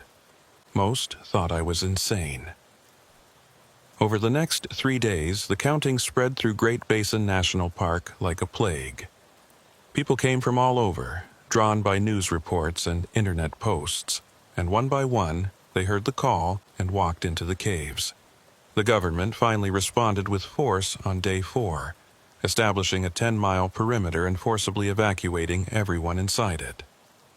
Military helicopters patrolled the area, turning back anyone who tried to enter. By then, 247 people had joined the count. I was arrested on day 5, charged with inciting mass hysteria and reckless endangerment. The judge set bail at $100,000, which I couldn't pay. So I sat in a cell in Ely, watching news reports about the Great Basin incident and waiting for trial. The mysterious texts continued. 247. The count appreciates your contribution, Ranger Madison. Phase 2 complete. Phase 3 begins in 17 years, 4 months, 6 days. The count is patient. The count is eternal. Thank you for your service. 17 years. Long enough for people to forget, for the media attention to die down, for the quarantine to be lifted. And then it would start again, calling to a new generation. I'd thought I was fighting something that could be defeated. Instead, I'd become its most effective servant, spreading word of the counting far and wide, drawing in more victims than it could have taken on its own. Edmund Carver was right. The count couldn't be stopped. It could only be managed, delayed, minimized, and by trying to expose it, I'd amplified it beyond anything it could have achieved alone. My court-appointed lawyer visited me once a week. She was optimistic about getting the charges reduced, convinced we could make a case for temporary insanity brought on by extreme stress. I didn't tell her the truth, that I wasn't insane, that everything I'd reported was real, that 247 people were currently in the caves beneath Great Basin, carving marks into stone walls, serving something that had been counting since before the world had a name. What would be the point? The truth wouldn't set me free. It would just make more people think I was crazy. On the day before my trial was set to begin, I received a visitor. Marcus Brennan, the tour guide who'd been leading the group when Morrison disappeared. He looked haunted, much older than his years. "I needed to see you," he said, sitting across from me in the visitor's room. "To tell you that you were right about all of it." "How do you know?" "Because I went back into the caves last week. I had to know. Had to see for myself if the people were really down there, really carving. I got past the military perimeter using old mining tunnels. And Cole, I found them. Hundreds of people, all in the deep chambers, all carving marks. He pulled out his phone and showed me photos. Dark, grainy images of people working by lantern light, their hands bloody, their faces serene, the walls behind them covered in endless counting marks. "There's something else," Marcus continued. "I found a chamber we'd never mapped before, deeper than anywhere we'd gone during the geological surveys. And in that chamber, there were marks that couldn't be human. They were carved into the stone when the stone itself was forming, millions of years ago. Whatever's doing the counting, it's older than the caves, older than the mountains, maybe older than the planet itself. Then, how do we fight it? We don't, we can't. The best we can do is warn people, keep them away, and hope that the count will be satisfied with what it has." After he left, I sat in my cell and thought about the marks carved into prehistoric stone. About something that had been counting since before life crawled out of the oceans. What was it tallying? What cosmic mathematics required such an ancient, patient accounting? I would probably never know. But I understood now that some things weren't meant to be known, weren't meant to be examined or studied or brought to light. Some things existed in the darkness for a reason. My trial lasted 2 days. The prosecution painted me as a disturbed individual who'd caused mass panic through irresponsible claims and leaked information. My lawyer argued that I'd been trying to prevent disaster, that my actions had been motivated by genuine concern for public safety. The jury deliberated for 6 hours before finding me guilty of reckless endangerment. The judge sentenced me to 3 years in prison, with possibility of parole after 18 months. As they led me away, I felt strangely relieved. In prison, I would be far from Great Basin, far from the caves, far from the counting. Maybe there I could finally stop hearing that rhythm in my head, could stop tracing invisible marks on cell walls in the dead of night. 4 marks, slash, 4 marks, slash, but I knew, deep in my bones, that distance wouldn't help. That the counting had marked me as surely as it had marked everyone else who'd heard its call. I was part of it now, whether I wanted to be or not. The texts continued throughout my incarceration. 247, constant. Phase 3 delayed but inevitable. The count thanks you for your service. The count remembers. The count is patient. I served 16 months before being released on parole. The condition of my release was that I could never work for the National Park Service again and could never enter Great Basin National Park. I agreed without argument. They settled me in a small apartment in Reno, far from the caves, far from the mountains. I got a job at a hardware store, lived quietly, tried to forget. But forgetting wasn't possible. Because late at night when the city was silent and I was alone with my thoughts, I could still hear it. The deep, fundamental rhythm that underlay everything. 4 beats, pause, slash, 4 beats, pause, slash. The counting, eternal and patient, marking time in a mathematics beyond human comprehension. And I knew that in 17 years, when Phase 3 began, when the count started calling again, people would come. Despite the warnings, despite the military perimeter, despite everything we'd learned, they would come because the counting called to something in human nature. The desire to be part of something larger, something ancient, something that transcended individual existence. They would come, and they would carve, and the count would continue. Because that's what the count did. That's what it had always done. That's what it would do until the mountains crumbled, and the planet died, and the universe itself grew cold. The call from the observation station came through at 11:47 p.m. on a moonless October night. I was finishing up paperwork at the ranger station when dispatch patched through Marcus Riley, the night observer stationed at the Wheeler Peak Weather Monitoring Post.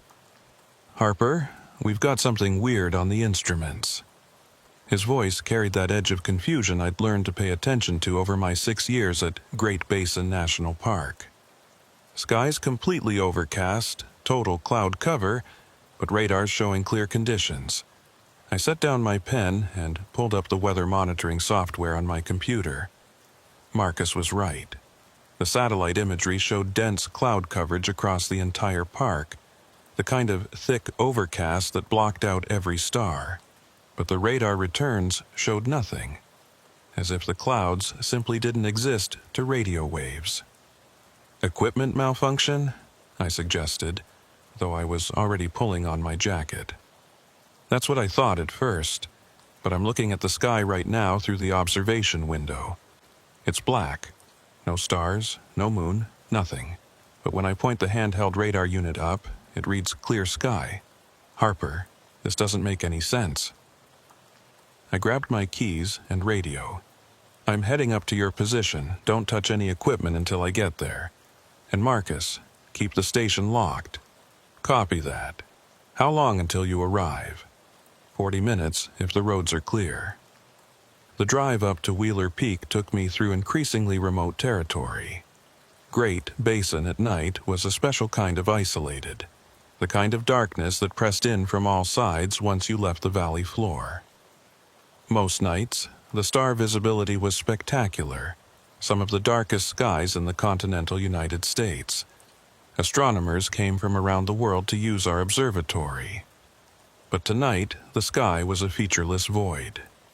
My headlights carved a tunnel through the darkness as I climbed the winding mountain road. No stars, no ambient light, nothing but an oppressive black ceiling that seemed to hang lower than normal clouds should. About 20 minutes into the drive, my radio crackled with another transmission from Marcus. Harper, the instrumentation just got weirder. Air pressure is reading normal, but the atmospheric density meter is showing readings I've never seen before. It's like the air itself is heavier, but temperature and humidity are unchanged. Heavier how? The molecules are packed tighter together, but without any corresponding pressure change. It's physically impossible.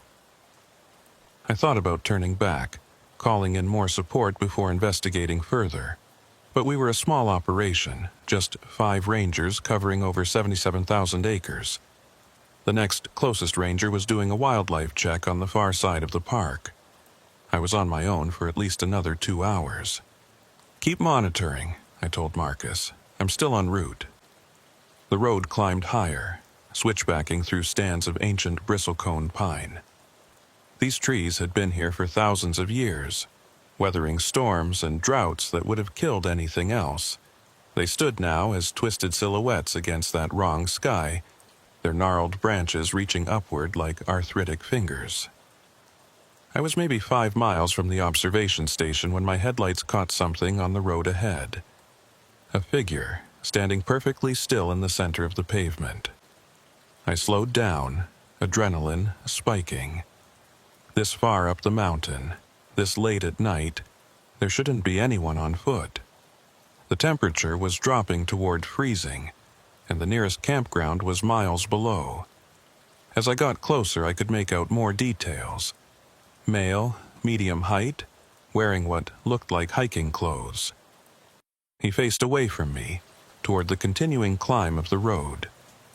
He didn't turn around when my headlights hit him, didn't react to the sound of my engine.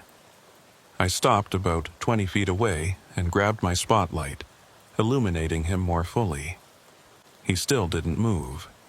"This is Park Ranger Harper Dale," I called out through my open window. "Are you all right? Do you need assistance?" No response. I radioed dispatch.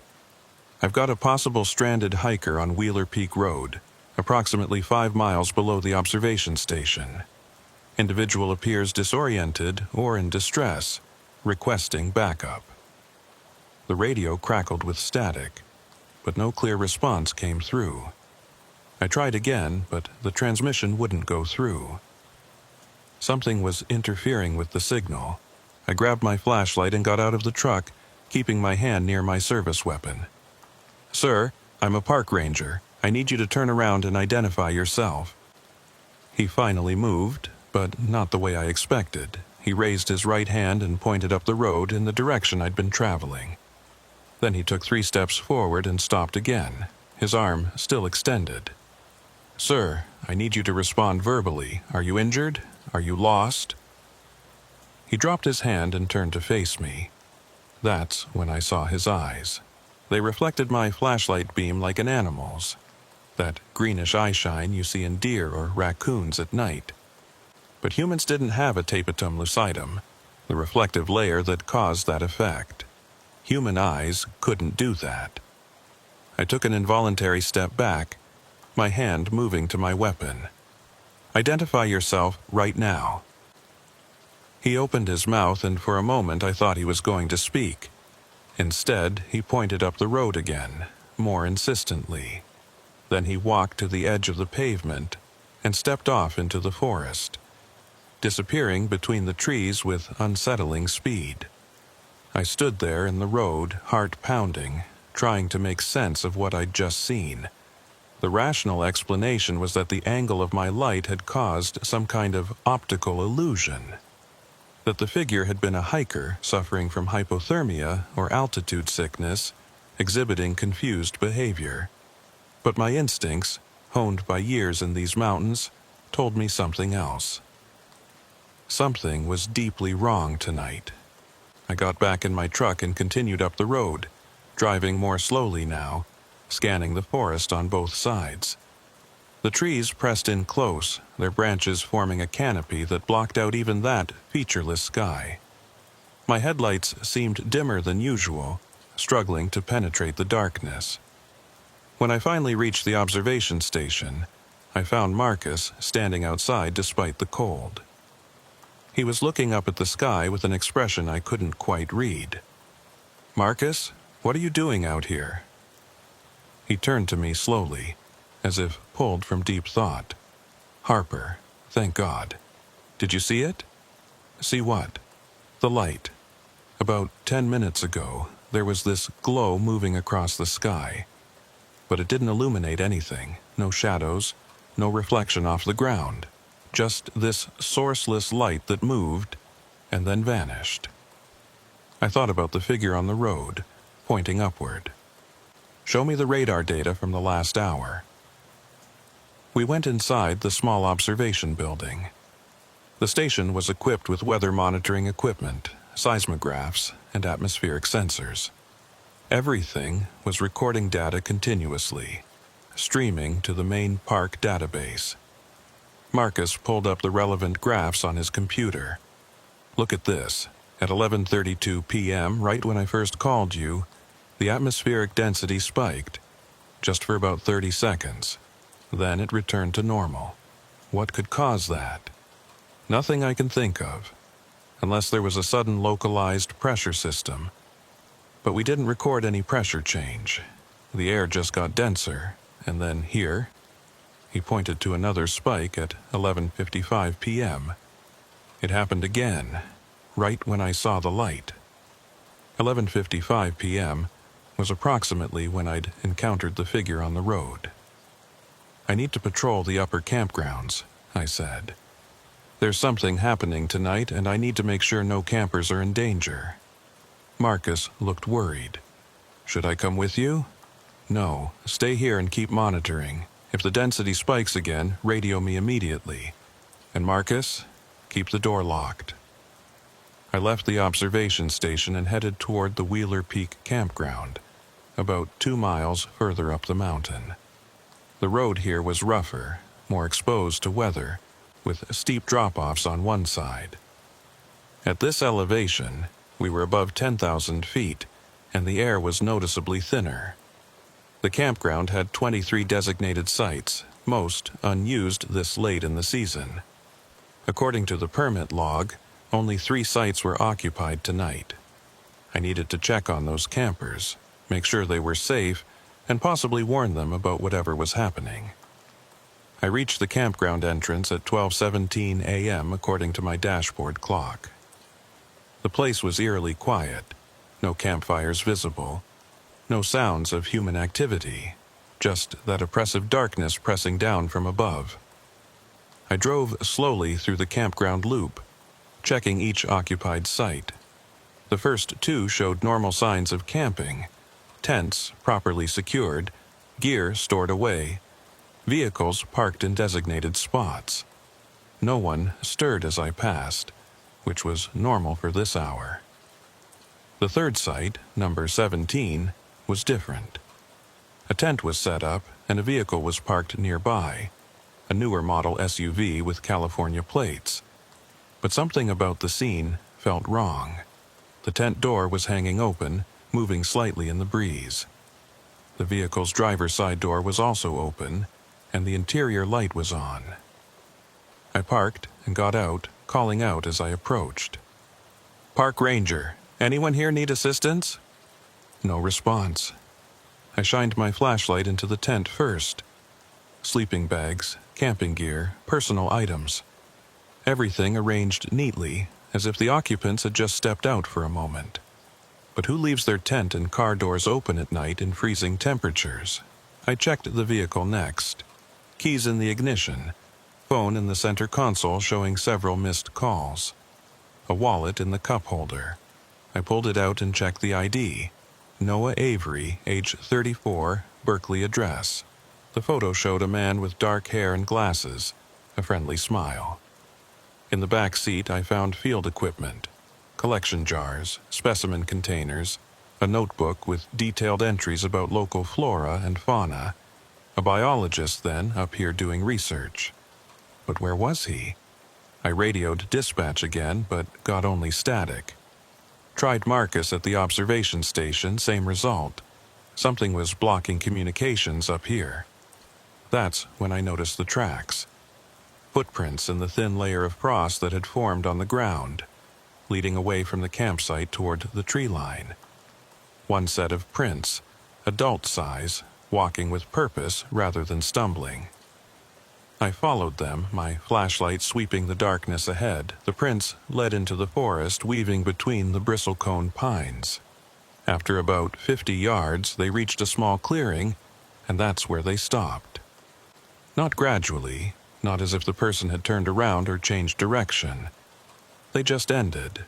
The last clear print was of a right foot, mid-stride, and then nothing, as if Noah Avery had stepped into that clearing and vanished. I searched the area thoroughly, expanding my circle, looking for any sign of where he'd gone. Nothing. The forest beyond the clearing showed no disturbance, no broken branches, no continued tracks. I was about to head back when I noticed something odd about the clearing itself. The frost patterns on the ground were wrong. Frost forms based on temperature differentials and moisture, creating irregular but natural patterns. These patterns were too regular, too geometric. I knelt down and examined them more closely. The frost had formed in concentric circles radiating from the center of the clearing. Perfect circles, each about 6 inches from the next, covering an area roughly 15 feet in diameter.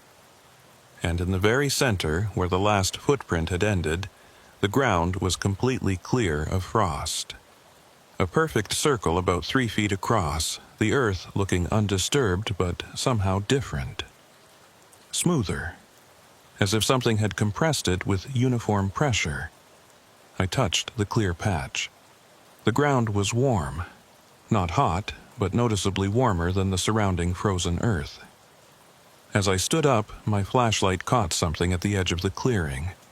Not a person, but something on the ground. I walked over and found a small device, about the size of a matchbox, made of metal I didn't recognize. It was emitting a very faint pulse of light, so dim I could only see it because of the surrounding darkness. I picked it up carefully.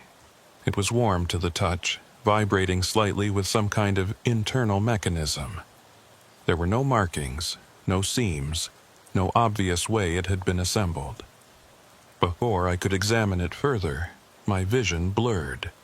The clearing seemed to shift, reality bending at the edges of my perception. For just a moment, I saw something else overlapping this space. Vast geometric patterns, figures moving through compressed atmosphere, spaces that existed adjacent to but separate from normal reality. Then it was gone, and I was kneeling in the clearing with a splitting headache. I pocketed the device and made my way back to the campground. By the time I reached my truck, I was exhausted in a way that had nothing to do with physical exertion. I checked my phone, 1:23 a.m. But that couldn't be right. I'd arrived at the campground at 12:17 a.m. I'd spent maybe 20 minutes investigating. It should be 12:40 a.m. at most. Where had the missing time gone? I tried the radio again. This time, Marcus answered immediately. "Harper? Thank God. I've been trying to reach you for over an hour. Where have you been?" I was investigating an abandoned campsite. Radio wasn't working. "Marcus, has there been another density spike?" "Yes, a big one. Started at 12:47 a.m. and lasted until 1:14 a.m. Almost 30 minutes of readings that shouldn't be possible. And Harper, during that spike, I lost visual contact with the mountain. The darkness got so complete I couldn't see anything beyond the windows." Shot 12:47 a.m. to 1:14 a.m. Exactly the period I couldn't account for. "I'm coming back to the station," I said. "We need to figure out what's happening." When I reached the observation station, Marcus was waiting outside again. He looked pale, shaken. "It's happening more frequently," he said. "Smaller density spikes every few minutes now. Like something building toward a larger event." We went inside and I watched the instruments. He was right.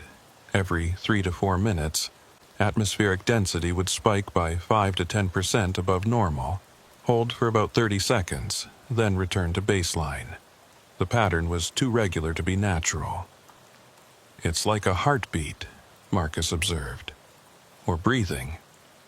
I pulled out the device I'd found. "Have you ever seen anything like this?" Marcus took it carefully, examining it under the station's lights. "No, this isn't any kind of scientific equipment I recognize. Harper, I don't think this is manufactured. At least, not with any human technology."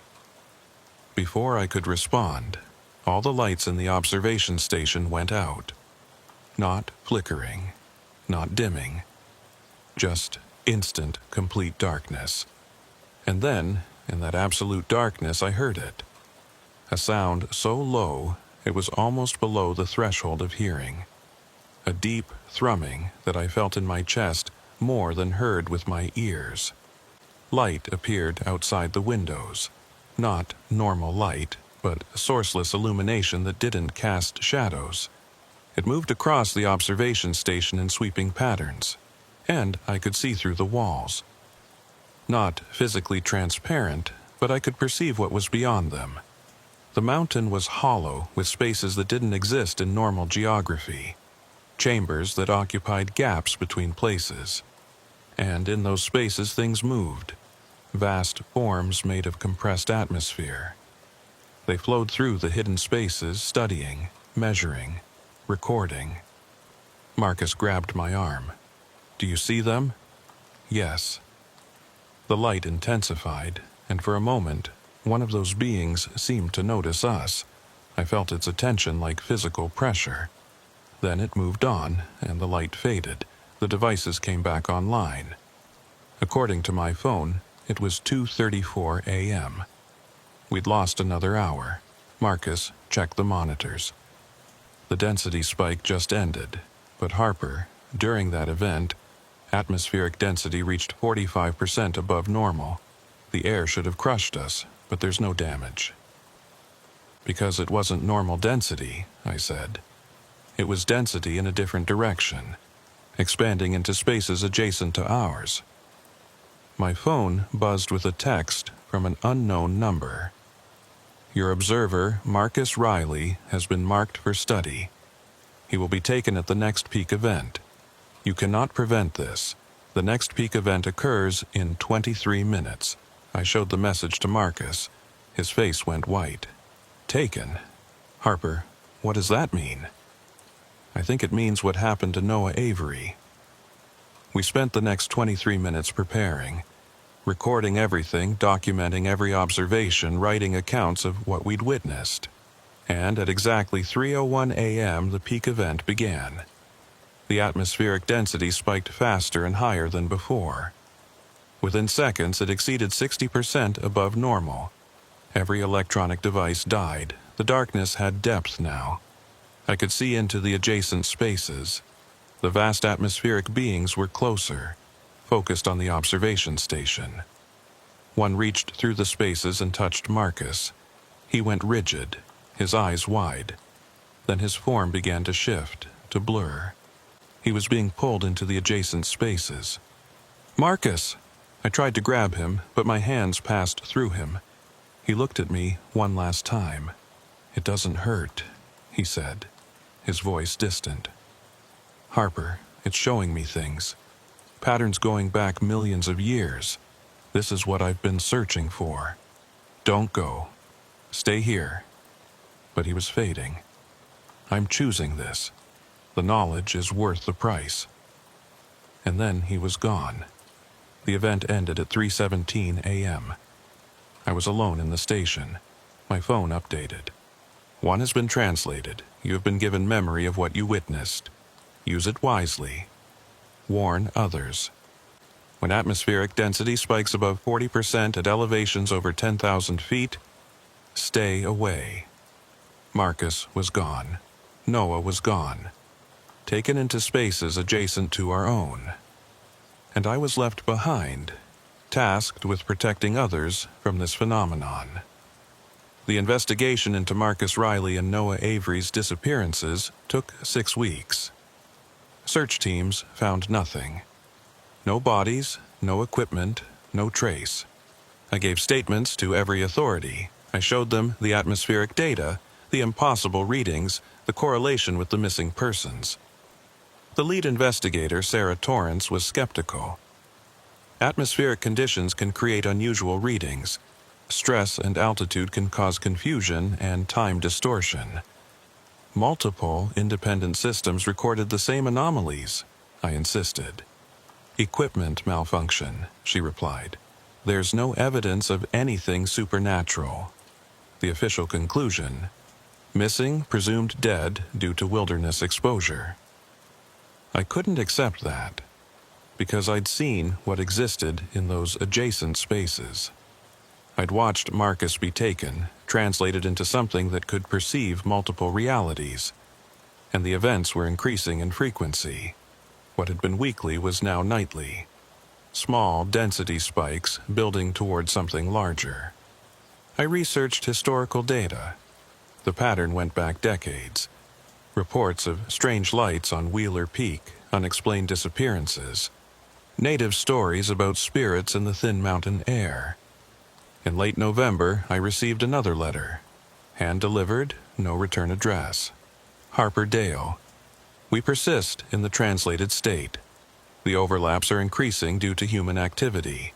Electromagnetic transmissions from a communications tower 15 miles west are destabilizing the membrane between spaces. If transmissions continue, a permanent breach will occur within 3 months. Anyone above 10,000 feet when that happens will be immediately translated.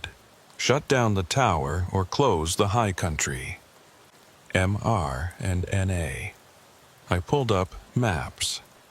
A new telecommunications tower had gone operational 6 weeks ago, right when events started increasing. I brought my concerns to Park Superintendent Patricia Reynolds. I showed her the correlation between the tower and atmospheric anomalies. She shook her head. "Harper, I can't shut down a legal facility based on unexplained readings and anonymous letters. Marcus and Noah are evidence of harm. They disappeared in wilderness. That's tragic, but not proof of reality breaches." I left, frustrated. I had 3 months to either shut down the tower or protect people from permanent membrane failure. I contacted atmospheric scientists, physicists, anyone who might understand. Most ignored me. One took me seriously. Dr. Sarah Kim from UNLV, who'd published papers on quantum foam and adjacent spaces. She came to the park to examine the data. We spent 2 days at the observation station during density events.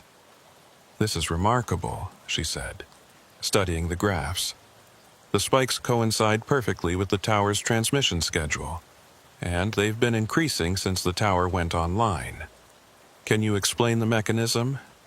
Theoretically, if adjacent spaces exist as quantum foam structures, certain frequencies could resonate with that foam, creating weak points. The tower might be broadcasting at frequencies that resonate with the membrane structure. Can we prove this? Not with current instruments. All we have is correlation, but the prudent course would be precautions regardless. I drafted a proposal. Close Wheeler Peak above 10,000 feet during atmospheric instability. Install real-time monitoring. Implement evacuation protocols when density exceeded safe thresholds. It took 6 weeks of meetings and presentations, but I got approval for a pilot program. The first test came in early December. I was at the ranger station when alarms triggered at 9:14 p.m. Atmospheric density at Wheeler Peak had spiked to 42% above normal, exceeding the translation threshold. I initiated emergency protocol, all personnel alerted. Barriers up at trailheads. Rangers swept the high country, evacuating everyone above 10,000 feet. We found 12 campers and 4 hikers. All were escorted to safety. The density event peaked at 47% and lasted 3 hours. I watched from the observation station as sourceless light moved across Wheeler Peak, as reality thinned enough that I could briefly perceive the atmospheric beings. When it was over, everyone was safe. No one was missing. No one was translated. The system worked. Over the next 2 months, we implemented the protocol 17 more times. Each successful evacuation reinforced that we were protecting people from something they couldn't understand. But the events continued increasing. According to models Dr. Kim and I developed, we were approaching permanent membrane failure. The critical date, December 23rd at approximately 3:17 a.m. I spent days leading up to it preparing. Every ranger understood the protocol. I inspected all barriers and monitoring equipment. I cleared my schedule to be at the observation station, and I wrote letters explaining everything in case I didn't survive. On December 22nd, I received one final letter from Marcus and Noah. "Harper, the permanent breach occurs tomorrow night. The membrane will fail completely at 3:17 a.m. Anyone above 10,000 feet will be translated instantly. Make sure the mountain is empty. After tomorrow, the high country will be permanently changed. The spaces will remain overlapped. Keep people away. Make it restricted. Let it be a place where those of us who've been translated can exist without endangering others. MR and NA." I spent December 23rd doing final checks, every trailhead blocked, every camper evacuated. The high country was empty. At 11 p.m., I positioned myself at the observation station with Dr. Kim, who'd volunteered to witness the event. At 2:30 a.m., atmospheric density began climbing. By 3 o'clock a.m., it exceeded 60%. The sky turned featureless black. At 3:15 a.m., the sourceless light appeared, brighter than ever. At 3:17 a.m., the membrane failed. It wasn't dramatic. The barrier simply ceased to exist. 2 realities merged at elevations above 10,000 feet on Wheeler Peak. Through the windows, I could see it. The mountain existed in 2 states simultaneously: solid rock and compressed atmosphere, physical matter and spaces between spaces. The atmospheric beings were visible now. They moved through the merged space with patient curiosity, and among them, the translated ones, Marcus and Noah, along with dozens of others taken over decades. They existed comfortably in both spaces. The event lasted 17 minutes. When it ended, the membrane didn't reseal, it was gone. The spaces remained merged. Dr. Kim was pale, shaking. "I saw them. That's not possible." "Welcome to the new normal," I said quietly. We established a permanent exclusion zone. Wheeler Peak, above 10,000 feet, closed to all public access, designated as Hazardous Atmospheric Research Area. Military personnel stationed at boundaries. Official explanation: ongoing atmospheric instability. Most people accepted it. Some protested. Conspiracy theorists created elaborate theories. But no one else was translated. The telecommunications company fought the research, blaming their tower. But under government pressure, they reduced transmission power and modified frequencies. Density events decreased but never stopped. The membrane was gone, the spaces permanently overlapped. I remained at Great Basin, eventually becoming head ranger. I trained new staff to recognize density events, enforce the exclusion zone, understand some places were too dangerous for access. I never told them the full truth. They just needed to know Wheeler Peak above 10,000 feet was off limits. Years passed. I watched the overlap zone from distance, saw sourceless light during density events, caught glimpses of translated ones in their merged reality. I received occasional letters, always hand-delivered, in that geometric font. Updates from Marcus and Noah on patterns they were observing, slow changes in Earth's atmosphere tracked for millions of years. They seemed content, perhaps even happy, in whatever way happiness meant to beings existing across multiple spaces.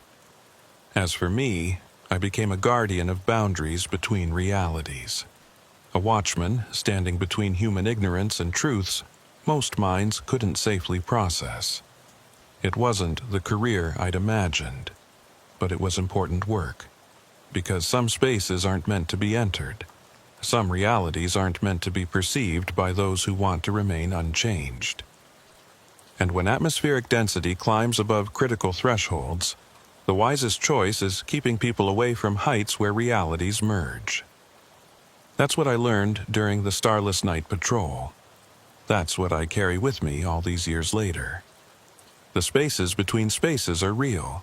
That's the fundamental truth I've carried for all these years since the Starless Night Patrol changed everything. Beings live in those spaces, vast and ancient, made of compressed atmosphere that's achieved something like consciousness. They've been studying Earth for millions of years, watching atmospheric evolution, recording patterns that span geological epochs. And when conditions align, when atmospheric density spikes above critical thresholds at high elevation, those spaces can merge with ours in ways that transform anyone exposed to them. Most people don't need to know this. Most people are safer living in a world where reality has clear boundaries, where atmospheric anomalies are just weather phenomena, where disappearances in wilderness areas have conventional explanations. But someone needs to know. Someone needs to stand guard at the boundaries. Someone needs to protect the unprepared from truths that could shatter their understanding of existence. That someone is me. I've been the head ranger at Great Basin National Park for 15 years now. Officially, I manage park operations, oversee ranger staff, coordinate with federal agencies on conservation projects. That's what my job description says. Unofficially, I'm the guardian of the overlap zone on Wheeler Peak, the keeper of secrets about what really happened the night Marcus Riley and Noah Avery were translated, the watchman who ensures no one accidentally crosses into spaces they're not prepared to perceive. The exclusion zone has held. No one has been allowed above 10,000 feet on Wheeler Peak since December 23rd, when the membrane permanently failed. The military maintains a perimeter, though most personnel don't understand what they're actually guarding against. They think it's atmospheric instability.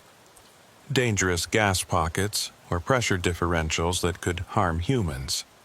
That's the official explanation, and it's true enough as far as it goes. They don't know about the beings that exist in compressed atmosphere between spaces. They don't know people can be translated into forms that perceive multiple realities. They don't need to know. But I know, and I watch. The monitoring equipment I helped install still operates continuously. Atmospheric density meters, quantum foam sensors, reality coherence detectors. Dr. Sarah Kim designed most of them. Instruments that can measure things conventional science doesn't believe exist. The data shows a stable pattern now. Density events still occur at Wheeler Peak, roughly once every 3 to 5 days. Small spikes, usually 15 to 25% above normal, lasting 30 minutes to 2 hours. Nothing approaching the 40% translation threshold. The beings continue their study. I see them sometimes through specialized equipment, moving through the overlap zone where two realities coexist. They're patient, methodical, completely indifferent to human concerns. We're not obstacles or threats to them. We're just interesting data points in their long observation of planetary atmospheric evolution. The translated ones exist among them now, Marcus and Noah, along with approximately 43 others who've been taken over the decades. I've pieced together their identities through historical research. Hikers, campers, researchers who disappeared at high elevation during atmospheric anomalies. They're not dead, they're transformed, existing in states that allow them to perceive both our reality and the spaces adjacent to it. I receive letters from them occasionally. Not often, maybe 3 or 4 times a year. Always hand-delivered by methods I've never been able to trace. Always written in that geometrically perfect font that suggests the text was created by something operating on principles I don't fully understand. The letters describe what they're learning. Patterns in atmospheric chemistry going back hundreds of millions of years. Climate cycles that operate on timescales beyond human comprehension.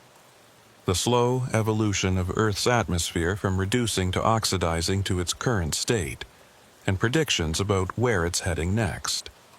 Some of it I can verify through conventional scientific research. Climate data, ice core samples, geological records. The translated ones are seeing the same patterns human scientists are laboriously piecing together, but from a perspective that spans the entire timeline simultaneously. They're not suffering. They emphasize this in every letter. The translation process, while irreversible, isn't painful or traumatic. It's more like an awakening, a sudden ability to perceive dimensions of reality that were always there but invisible to normal human consciousness. Marcus described it once as finally being able to see in color after a lifetime of black and white vision. Noah compared it to understanding a language you've been hearing your whole life but never comprehended. But they also understand why I work so hard to prevent others from experiencing this. Because not everyone can handle the transition. Most people who get exposed to the spaces between during density events either flee in terror or suffer psychological breaks. The ones who are translated successfully seem to have certain traits in common: scientific curiosity, mental flexibility, low resistance to altered states of consciousness. People who can accept the impossible and integrate it into their worldview rather than rejecting it. That's a very small percentage of the population. The rest need protection. So I maintain the exclusion zone. I enforce the boundaries. I make sure no one accidentally wanders into the overlap area during a density event.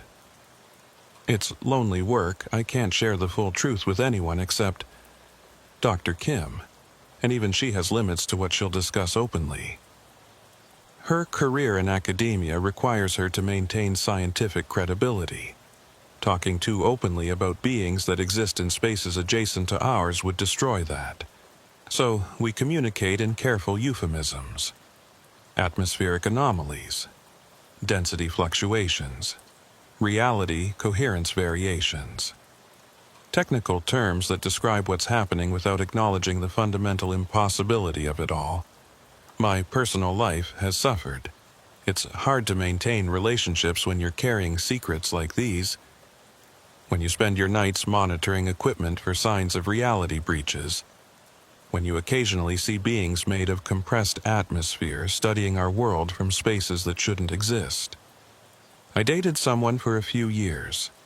Park ranger from another station. Someone who understood the demands of the job. But eventually, she transferred away. She said I was too focused on Wheeler Peak, too obsessed with keeping people away from the high country. She wasn't wrong, but what else could I do?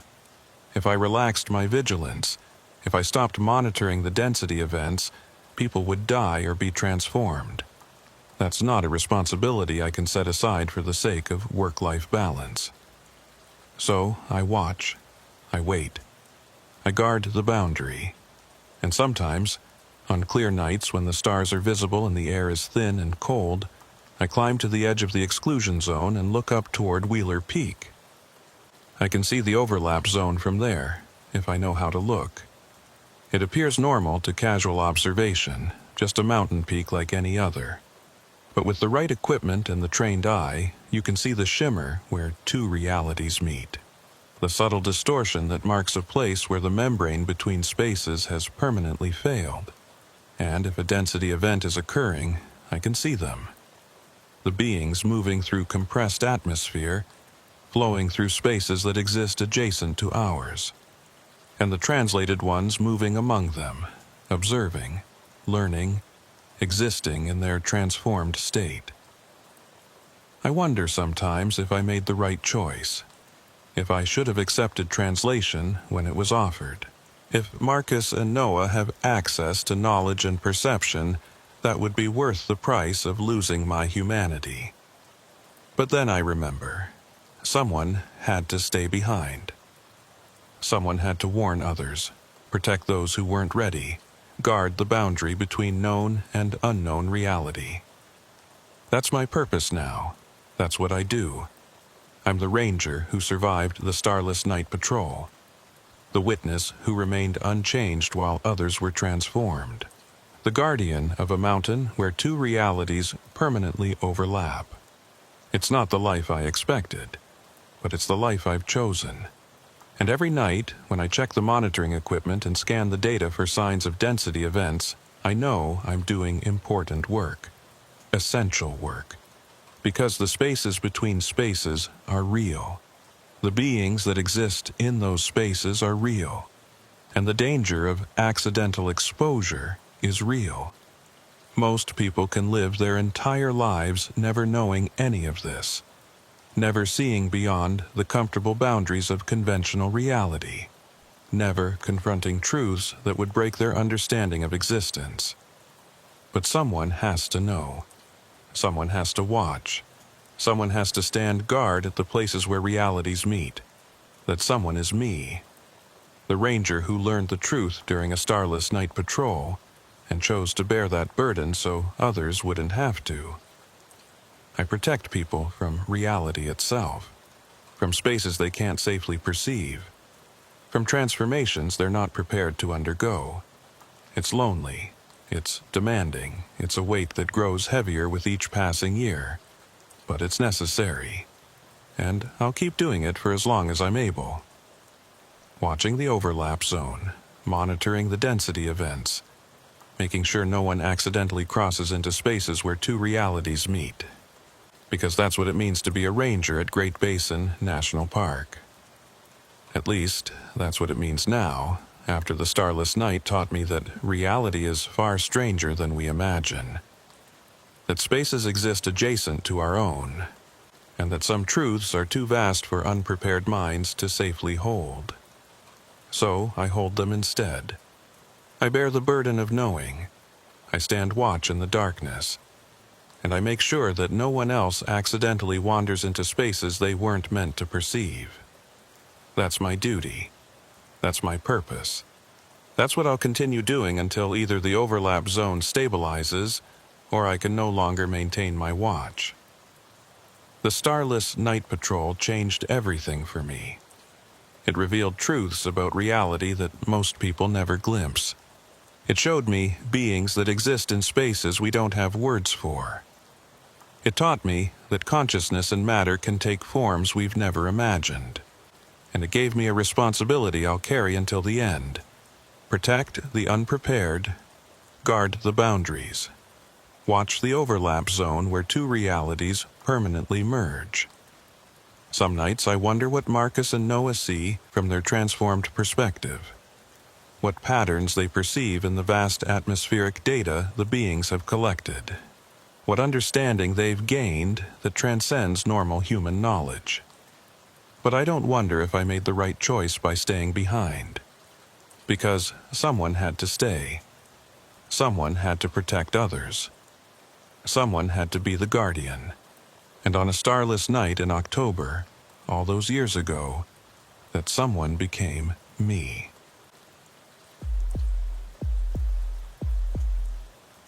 The storm warning came through at 4:17 p.m. on a Wednesday in late November. I was restocking the medical supplies at the Snake Creek Ranger Station when June Carver's voice crackled over the radio, cutting through the howl of wind that had been building all afternoon. All personnel, this is Supervisor Carver. National Weather Service has upgraded the wind advisory to a high wind warning. Sustained winds of 60 miles per hour expected by 6 p.m., with gusts up to 85. All non-essential personnel evacuate to lower elevations immediately. Essential personnel prepare to shelter in place. I finished securing the last of the bandages and antibiotics, then keyed my radio. This is Medic Trent at Snake Creek. Copy on the warning. What's the protocol for the remote stations? Evacuate if you can make it to the main road before conditions deteriorate. Otherwise, hunker down and wait it out. Storm's supposed to blow through by midnight. I walked to the window and looked out at the gathering darkness. Snake Creek Station sat at 7,800 feet, nestled in a narrow valley between Wheeler Peak and the southern ridgeline. The wind had been picking up since noon, and now the bristlecone pines were swaying violently, their ancient branches creaking under the stress. The sky had that peculiar bruised quality that came before serious weather in these mountains. Not quite purple, not quite gray, but something in between that suggested the atmosphere was preparing to do violence to everything below it. I checked my watch. 4:22 p.m. The main road was about 8 miles away, most of it winding mountain track that would be treacherous in high winds. If I left now, I could probably make it before conditions got too dangerous. But there were considerations. The station served as an emergency shelter for hikers caught out in bad weather. If someone needed help during the storm, they'd come here expecting to find medical personnel. Leaving felt wrong. I radioed June again. Carver, this is Trent. I'm going to stay at Snake Creek. Place is stocked for at least 3 days, and someone should be here in case we get stranded hikers. Static filled the line for a moment before June responded. Her voice carried a mix of approval and concern. Copy that, Trent. You're sure? This is going to be a bad one. I've weathered storms up here before. I'll be fine. All right. Keep your radio on. Check in every hour. If conditions get worse than predicted, we'll send someone to extract you once it's safe. Understood. Trent out. I spent the next hour preparing the station for the storm. Secured loose equipment, double-checked the generator fuel levels, made sure the emergency supplies were easily accessible. The wind continued to build, and by 5:30 p.m., it was howling around the building with enough force to rattle the windows. The station was a sturdy structure, built in the 1960s, with reinforced walls designed to withstand the harsh mountain weather. But even solid construction had limits, and I could feel the building shudder with each particularly strong gust. At 5:47 p.m., the power went out. Not unexpected, the lines up here were vulnerable to wind damage. The backup generator kicked in automatically, and the lights flickered back to life after a few seconds of darkness. I made coffee and settled in at the communications desk, monitoring both the park radio frequency and the weather radio. The National Weather Service was issuing updates every 15 minutes, each one more urgent than the last. High wind warning remains in effect until midnight. Winds sustained at 60 to 70 miles per hour, with gusts exceeding 90 miles per hour. Travel not recommended. Seek shelter immediately. Outside, the storm had reached its full fury. The wind wasn't just blowing, it was screaming, a continuous roar punctuated by sharp cracks as branches broke and debris slammed against the building. Visibility was near zero, just a whiteout of dust and pine needles swirling past the windows. I did my hourly check-in with June at 6:15 p.m. Snake Creek reporting. Conditions severe, but station is holding. No issues so far. Copy that. Stay safe, Sadie. We'll get you out of there as soon as this blows through. The hours crawled by. I tried to read, to do paperwork, anything to distract from the relentless assault of the wind. But it was impossible to focus with that constant roar, that sense of nature trying to tear the world apart. At 8:32 p.m., something changed. The wind didn't gradually decrease. It didn't slowly die down. It just stopped. One moment, the station was shaking under sustained 70-mile-per-hour winds. The next moment, complete silence. I stood up from the desk, confused. Storms didn't behave like that. They built gradually and subsided gradually. They didn't just shut off like someone flipping a switch. I walked to the window and pressed my face against the glass, trying to see outside. The emergency lights on the station's exterior cast a weak glow, illuminating about 20 feet of the clearing around the building. Beyond that was darkness. But in that small circle of light, I could see that nothing was moving. The trees stood perfectly still. The dust that had been swirling through the air had settled. Even the debris that had been flying past moments ago had simply fallen to the ground where it was. My radio crackled. Not June's voice, but something else. A transmission on the park frequency, but distorted, distant. Storm stopped. I grabbed the radio. "This is Medic Trent at Snake Creek. Who's transmitting? Repeat your last message." Static, then clearer this time. The storm stopped. It just stopped. The voice was male, but I didn't recognize it. Could have been one of the rangers from another station, though the voice quality was odd. Too flat, too emotionless for someone experiencing what I was experiencing. "Identify yourself," I said. "What's your location?" More static. Then, "Step outside. You need to see this." Every instinct I had screamed not to follow that instruction. Random voices on the radio telling you to go outside during severe weather were not to be trusted. But curiosity warred with caution. The storm really had stopped, and I needed to understand what was happening. I pulled on my jacket and grabbed a flashlight. Before opening the door, I tried to raise June on the radio. "Carver, this is Trent. Something's wrong with the storm. It just stopped completely. Have you heard anything from Weather Service about sudden changes?" Static. No response. "June, do you copy?" Nothing but white noise. I tried the emergency frequency. Same result. Either the storm had damaged the repeaters, or something was interfering with transmissions. Against my better judgment, I unlocked the door and stepped outside. The silence was complete. Absolute.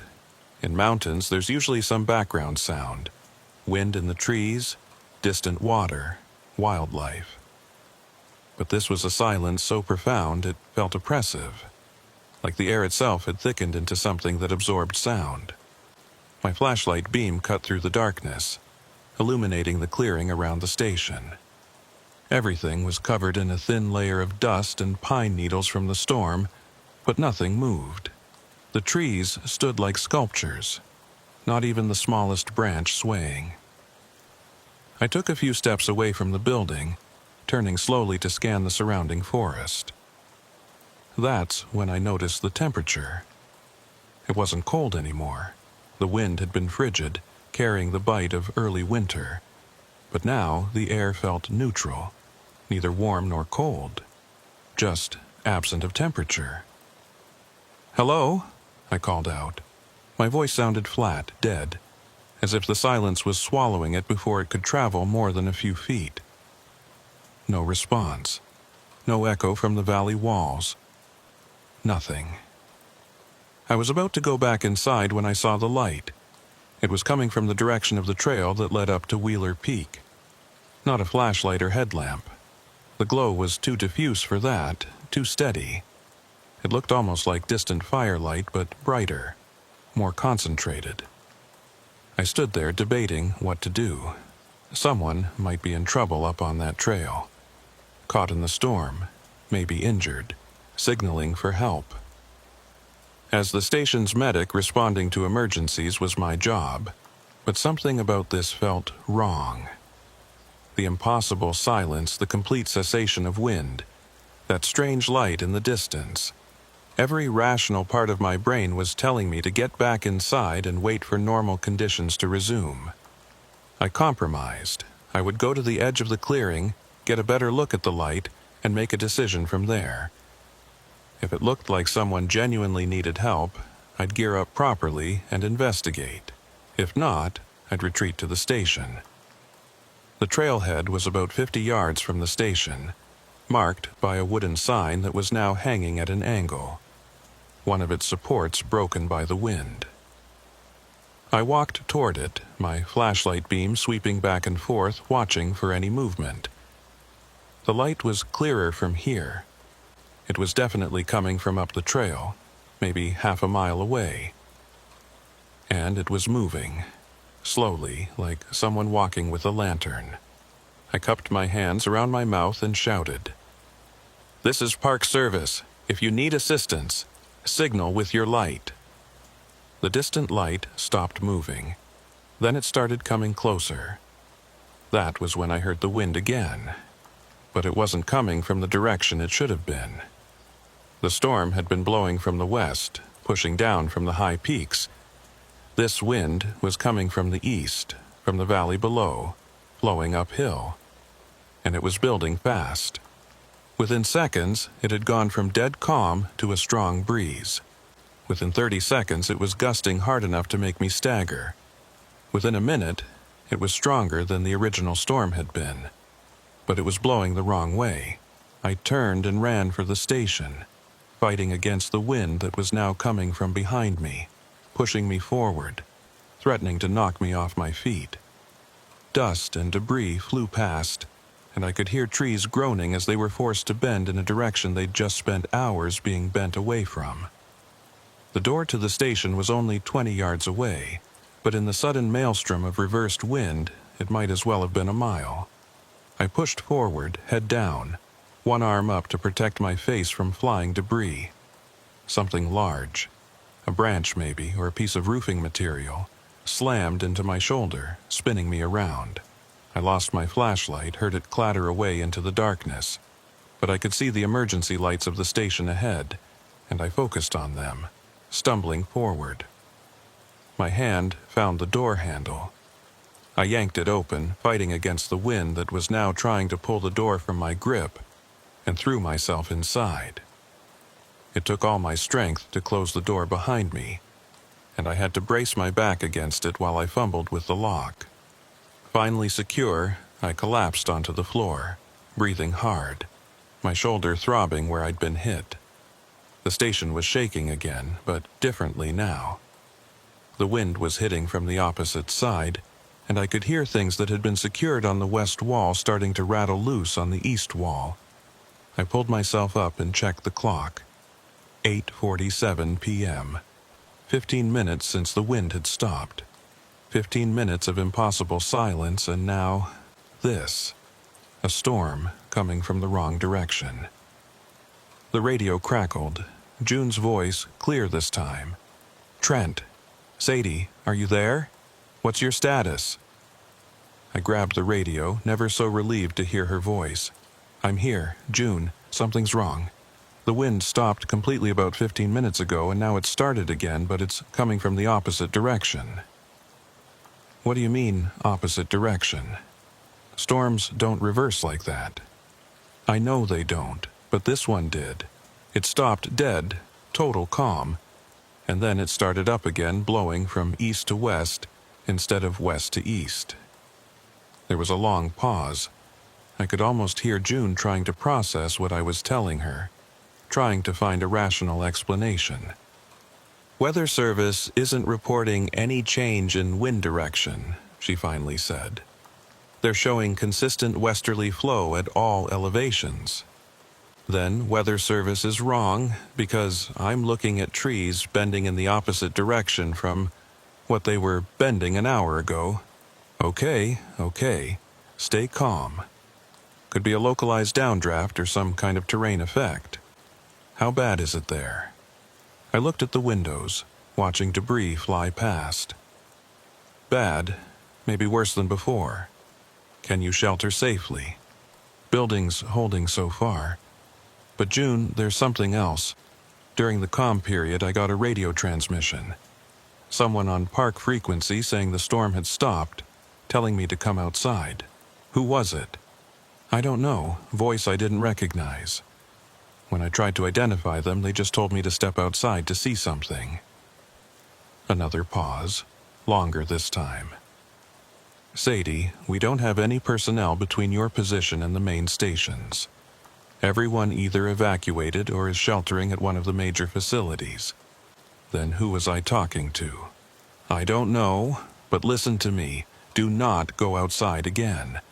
Whatever's happening with the wind, whatever you heard on the radio, you stay inside that station until we can get to you. Copy that?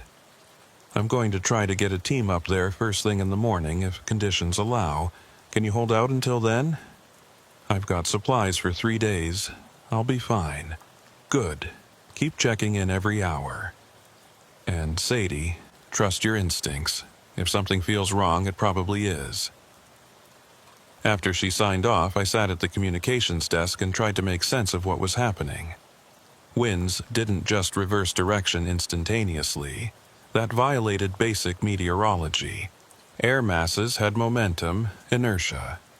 They didn't stop and start flowing the opposite direction within minutes, unless something was creating a pressure differential strong enough to override the existing flow. A massive downdraft, maybe, or some kind of atmospheric anomaly. But even then, there should have been a transition period, not instantaneous cessation and reversal. And then there was that voice on the radio. That instruction to go outside. The light on the trail. I checked the station's emergency supplies, making sure everything was accessible in case conditions worsened. Food, water, first aid equipment, backup radio batteries. Everything was in order. The wind continued to rage outside, but from the new direction. I could track its progress by the sounds of impact. Things hitting the east wall now instead of the west wall, branches breaking on the downwind side of trees, debris accumulating against the east side of the building. At 9:15 p.m., the wind stopped again. This time, I was ready for it. I watched the exact moment of transition. 1 second, the building was shaking under sustained high winds. The next second, complete silence. I didn't go to the window. I didn't go outside. I just sat at the desk and waited, counting the seconds in my head. The radio crackled. That same unknown voice. Why didn't you follow the light? We need you to see. I didn't respond, didn't acknowledge the transmission. Whatever this was, engaging with it felt dangerous. The wind knows, the voice continued. It's been measuring, testing. The boundaries are thinner here. We can show you if you come outside. I turned the radio off. I didn't want to hear any more. The silence persisted. I checked my watch repeatedly, watching the minutes tick by. 5 minutes? 10 minutes. The calm was lasting longer this time. At exactly 10 minutes, the wind started again. But now it was coming from the north, perpendicular to both previous directions. I felt a chill that had nothing to do with temperature. Wind didn't behave like this. This wasn't weather. This was something else. Something following a pattern that made no meteorological sense. The building shook under the new assault, and I could hear the sound of the roof beginning to stress. Whatever was happening, the station wasn't designed to withstand wind from multiple directions in rapid succession. Structures were engineered with predominant wind patterns in mind. This rotational pattern was exposing every weakness in the building's design. A loud crack came from somewhere above me, something in the roof structure giving way. Dust fell from the ceiling, and I saw a gap opening between the wall and the roof on the north side. I grabbed the emergency radio and tried to raise June, but got only static. Tried the emergency frequency. Same result. Whatever was interfering with communications was getting stronger. At 9:37 p.m., the wind stopped for the third time. And this time, during the silence, I heard something else. Footsteps outside the station. Multiple people, walking around the building in a slow circuit. I held my breath, listening. The footsteps were measured, deliberate, not running, not stumbling, just walking, as if inspecting the station from the outside. My hand moved to the service weapon I kept locked in the desk. I'd never had to use it in 6 years as a park medic, but I'd been trained with it, qualified with it. If someone was trying to get into the station during this impossible storm, I would be ready. The footsteps stopped at the front door. I heard the handle rattle, someone testing it. The door was locked from the inside, deadbolted. It would take significant force to breach it. Then I heard voices. Multiple people speaking in low tones I couldn't quite make out. They seemed to be discussing something, debating. One voice rose above the others, clearer now. "She won't come out. The wind will have to go through the next rotation." "How many rotations?" another voice asked. "Until she understands. Until she sees what we're measuring." The footsteps resumed, moving away from the door, circling the building again. I counted at least 4 distinct sets of footfalls, maybe more. I crept to the window and risked a quick look outside. The emergency lights were still on, illuminating the clearing, but I saw nothing. No people, no movement, just that same absolute stillness, that oppressive silence. Yet I could still hear the footsteps, clear as day, crunching through the debris scattered around the station. Impossible, unless whoever was out there was staying just beyond the circle of light, moving in the shadows. But I should still be able to see something, movement, shapes, anything. The footsteps stopped again, this time at the east window where I was standing. I jumped back, heart racing. A voice right on the other side of the glass. "The 4th rotation will come from the south. After that, the pattern completes. You should witness the completion." I backed away from the window, weapon drawn now, pointing at the glass. But still I saw nothing outside. "What do you want?" I called out, my voice sounding small in the empty station. "To show you what the wind is measuring. The boundaries between spaces. You're standing at a nexus point. The wind is probing, testing the membrane." That word again, boundaries, membranes. The same kind of language I'd heard in the report from Wheeler Peak, the incident with the atmospheric anomalies. The thing everyone said was mass hallucination or equipment malfunction. "There's no one out there," I said, more to convince myself than anything. "This is psychological. Stress response to the storm." "Look up," the voice said. Against every instinct I did. Through the window, above the trees, the sky was wrong. Instead of the storm clouds I expected, instead of the darkness of night, I saw something else. The sky had texture, depth, like I was looking at layers of atmosphere stacked on top of each other, and between those layers, things moved. Vast, geometric patterns, flowing through spaces that shouldn't exist. Not solid, not quite energy, but something in between. They pulsed with a rhythm that matched the timing of the wind rotations, 15-minute intervals of complete stillness, followed by renewed flow from a new direction. "What are you seeing?" the voice asked, and for the first time it sounded almost curious, almost human. "I don't know," I whispered. "The wind measures reality. At nexus points like this where terrain and elevation and atmospheric conditions align, the boundaries between adjacent spaces become thin enough to probe. The wind is the tool of measurement. The calm periods are when data is processed and new parameters calculated. This is insane. Wind is just air movement caused by pressure differentials.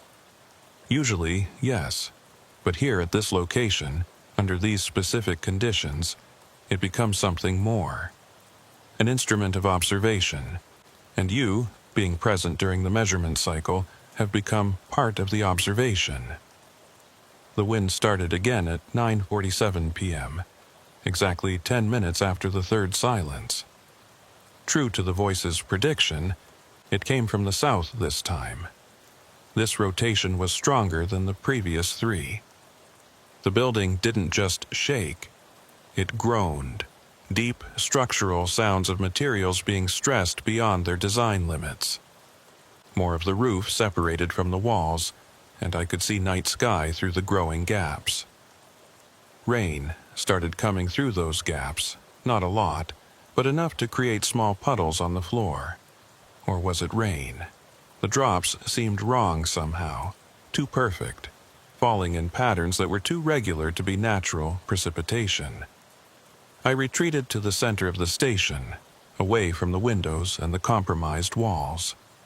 The emergency lights flickered, and I heard the generator sputtering. If I lost power, I'd be in complete darkness with whatever was happening outside. The radio came back to life.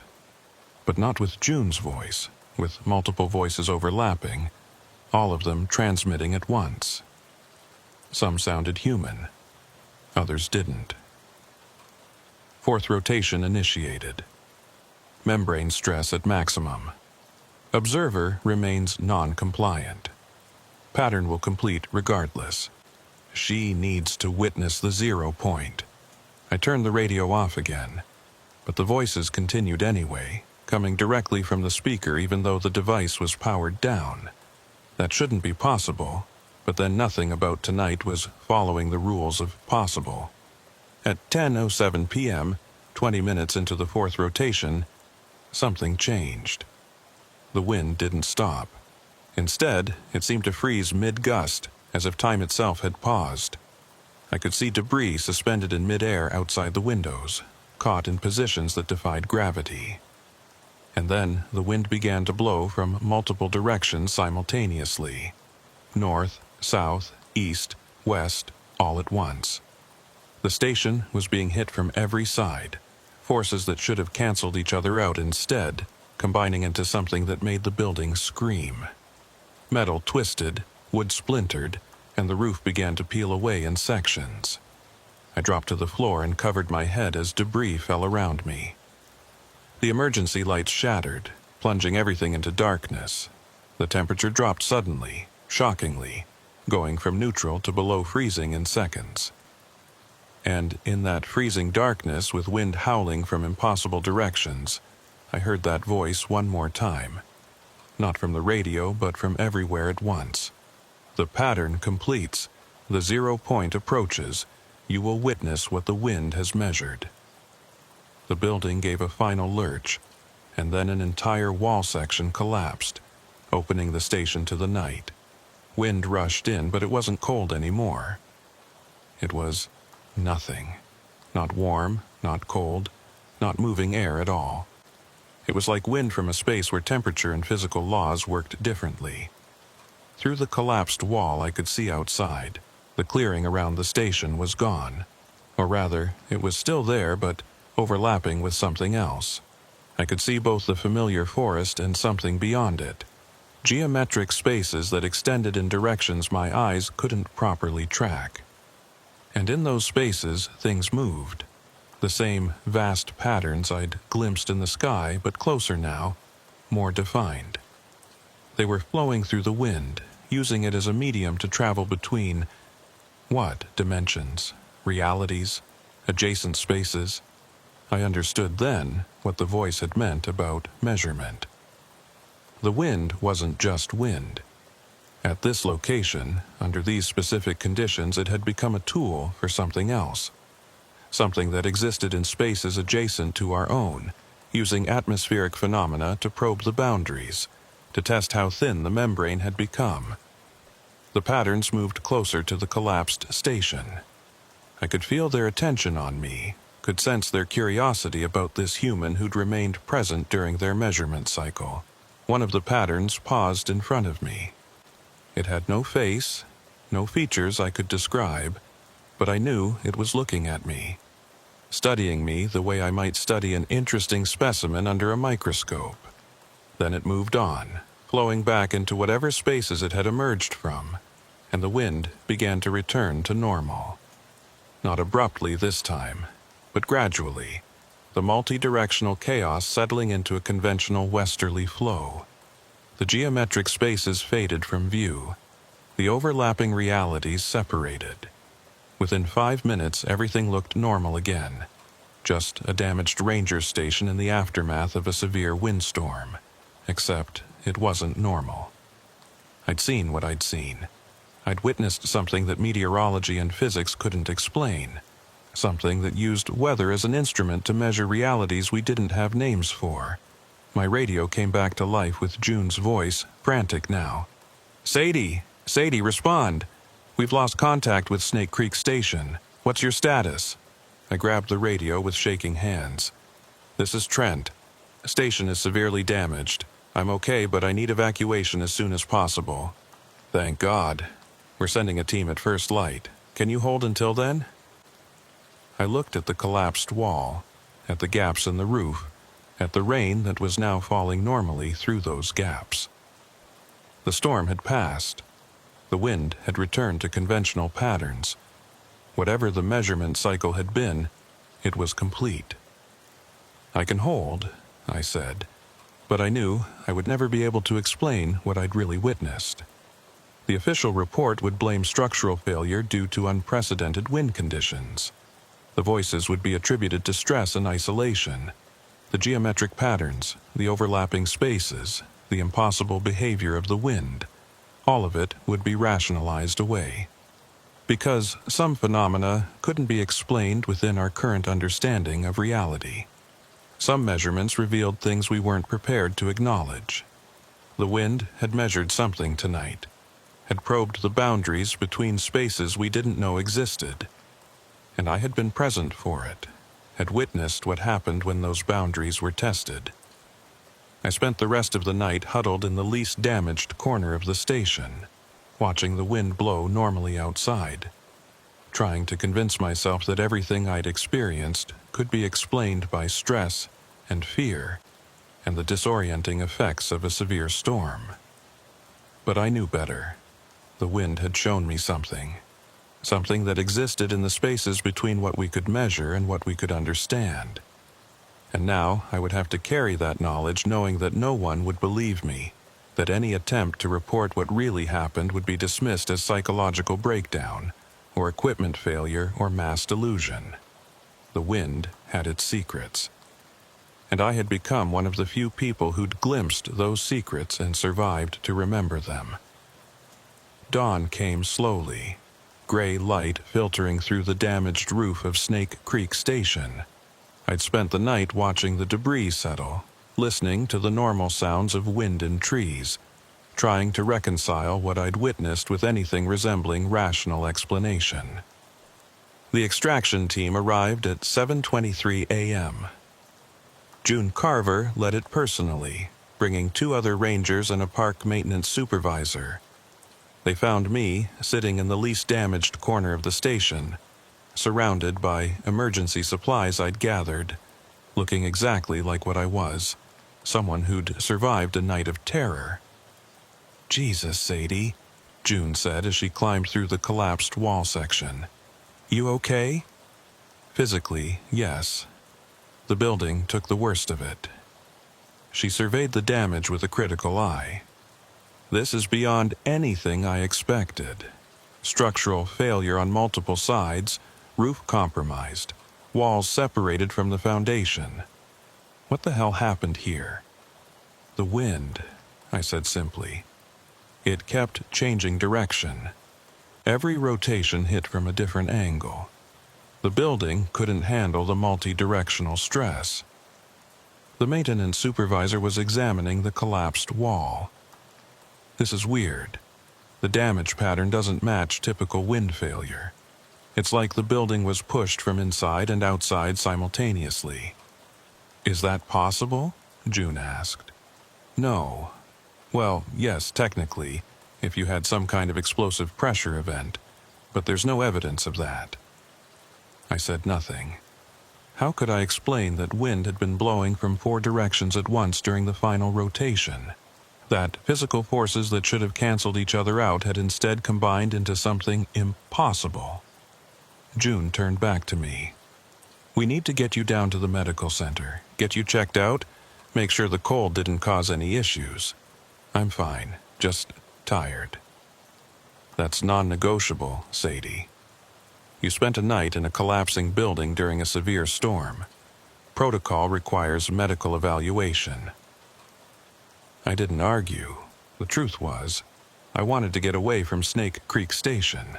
Every time I looked at the collapsed wall, I remembered what I'd seen through it. Those geometric spaces overlapping with normal reality. Those vast patterns moving through dimensions my eyes couldn't properly track. We packed up the essential equipment and supplies, loaded everything into the trucks, and made our way down the mountain road. The storm had left debris everywhere, branches, rocks, sections of fencing. But the road was passable, and within an hour we'd reached the main ranger complex. The medical center was a small facility, more equipped for treating minor injuries and altitude sickness than anything serious. Dr. Marcus Riley examined me thoroughly, checking for hypothermia, exhaustion, any signs of physical trauma. "Vitals look good," he said, making notes on his tablet. "Blood pressure slightly elevated, but that's expected after what you went through." "Any pain, numbness, difficulty breathing?" "No, just tired." "I'm going to keep you here for observation for a few hours, just to be safe. And Sadie?" He paused, choosing his words carefully. "June mentioned you were reporting some unusual phenomena during the storm. Radio transmissions, voices you didn't recognize. It was nothing. Probably just interference from the weather."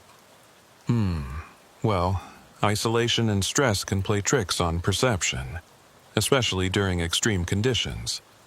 If you need to talk to someone, we have counseling services available."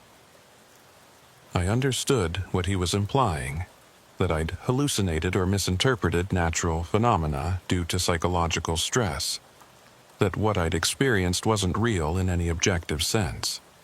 Maybe that was easier. Maybe I should accept that explanation and move on. But I couldn't, because the voices hadn't been the only impossible thing. The wind's behavior, the geometric patterns, the overlapping spaces, those couldn't all be explained by stress-induced hallucination. I spent 3 hours in the medical center, mostly sleeping, my body catching up on the exhaustion from the night's ordeal. When I woke, June was sitting in a chair next to the bed. "How are you feeling?" she asked. "Better? Ready to get out of here?"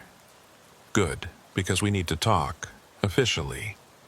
She pulled out a tablet and opened a report form. "I need your detailed account of what happened at Snake Creek Station. Everything from the time the storm started to when we extracted you this morning." I gave her the facts. Wind speeds, timestamps, structural damage, equipment failure. Everything that could be verified objectively. She listened without interrupting, making notes. When I finished, she looked at me carefully. "That's the official version. Now tell me what really happened." That is what really happened. "Sadie, I've known you for 6 years. You're one of the most level-headed people on my team. If you're leaving something out of the report, there's a reason." I was silent for a long moment, debating. Finally, the wind stopped, completely, and then it started again from the opposite direction, and then it rotated through all 4 cardinal directions in sequence, with 10-minute periods of absolute stillness in between. June's expression didn't change. "Go on." During the stillness, I heard voices on the radio. Instructions to come outside, to witness something. And I saw patterns in the sky through the gaps in the building.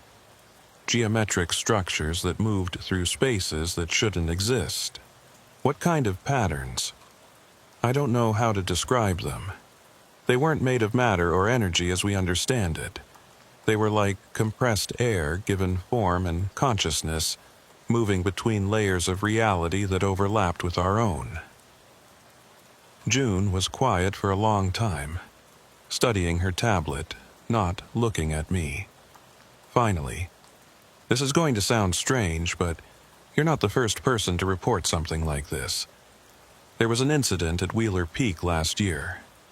Atmospheric anomalies, impossible atmospheric density readings, personnel who reported seeing similar geometric patterns. I heard about that. They said it was equipment malfunction. That was the official finding. But the ranger who was at the center of it, Harper Dale, she wrote an unofficial report that never made it into the formal record. In it, she described beings that existed in spaces adjacent to ours, using atmospheric phenomena to probe the boundaries between realities." My skin went cold. "You believed her?" I didn't know what to believe. The evidence was ambiguous enough that we could explain it away with conventional theories. But now you're reporting similar phenomena at a completely different location. That's a pattern I can't ignore. "What are you going to do?" June closed the tablet. "Officially, I'm going to file a report stating that Snake Creek Station experienced catastrophic structural failure due to unprecedented multidirectional wind stress. You survived by taking shelter in the most protected area of the building. End of story. And unofficially? Unofficially, I'm going to start tracking atmospheric anomalies across the park, installing additional monitoring equipment at high elevation stations, looking for patterns in when and where these events occur. Because if there really is something using weather as an instrument to probe reality, I want to know about it." She stood up and moved toward the door, then paused. "One more thing. After the incident at Wheeler Peak, they established a policy. Any personnel who report experiencing these kinds of phenomena are offered reassignment to lower elevation stations. No questions asked, no impact on record. The official reason is concern about altitude sickness and psychological stress. But the real reason is that some people, after they've seen what you've seen, they can't unsee it. They can't go back to treating weather as just weather." "Are you offering me reassignment?" "I'm saying the option is available if you want it. But Sadie, I hope you stay. Because if something really is happening in these mountains, if there really are boundaries being tested and measured, I want people like you here. People who've seen it, who understand what we're dealing with." After she left, I sat in the medical center bed thinking about what she'd said. About Harper Dale at Wheeler Peak. Seeing atmospheric beings. About atmospheric density anomalies that couldn't be explained by conventional meteorology. About patterns that suggested something systematic, something intentional. The wind had measured something at Snake Creek Station, had probed the boundaries between spaces during that impossible multidirectional rotation, and I had witnessed it, had become part of the observation. The question was, what happened now? Did I request reassignment, try to forget what I'd seen, Go back to treating wind as simple air movement and nothing more? Or did I stay, knowing that next time atmospheric conditions aligned, next time the boundaries became thin enough for measurement, I might find myself in the middle of it again? I thought about those geometric patterns, those vast consciousnesses moving through compressed atmosphere. They hadn't been hostile, just curious, probing, measuring things we didn't have instruments to detect. The wind had its secrets, and I had been given a glimpse of those secrets. I decided to stay, because someone needed to witness these events, to document them, to understand what was happening when reality bent in ways we weren't supposed to see. The wind would blow again, would measure again, would probe the boundaries again when conditions aligned, and I would be ready, would watch, would remember, because that's what witnesses do. They bear the burden of impossible knowledge, carry the weight of truths that can't be officially acknowledged. The wind had shown me something at Snake Creek Station, something about the nature of reality, about spaces that existed adjacent to our own, about boundaries that could be tested and measured. And I would carry that knowledge forward, even if I could never fully explain it, never make others truly understand.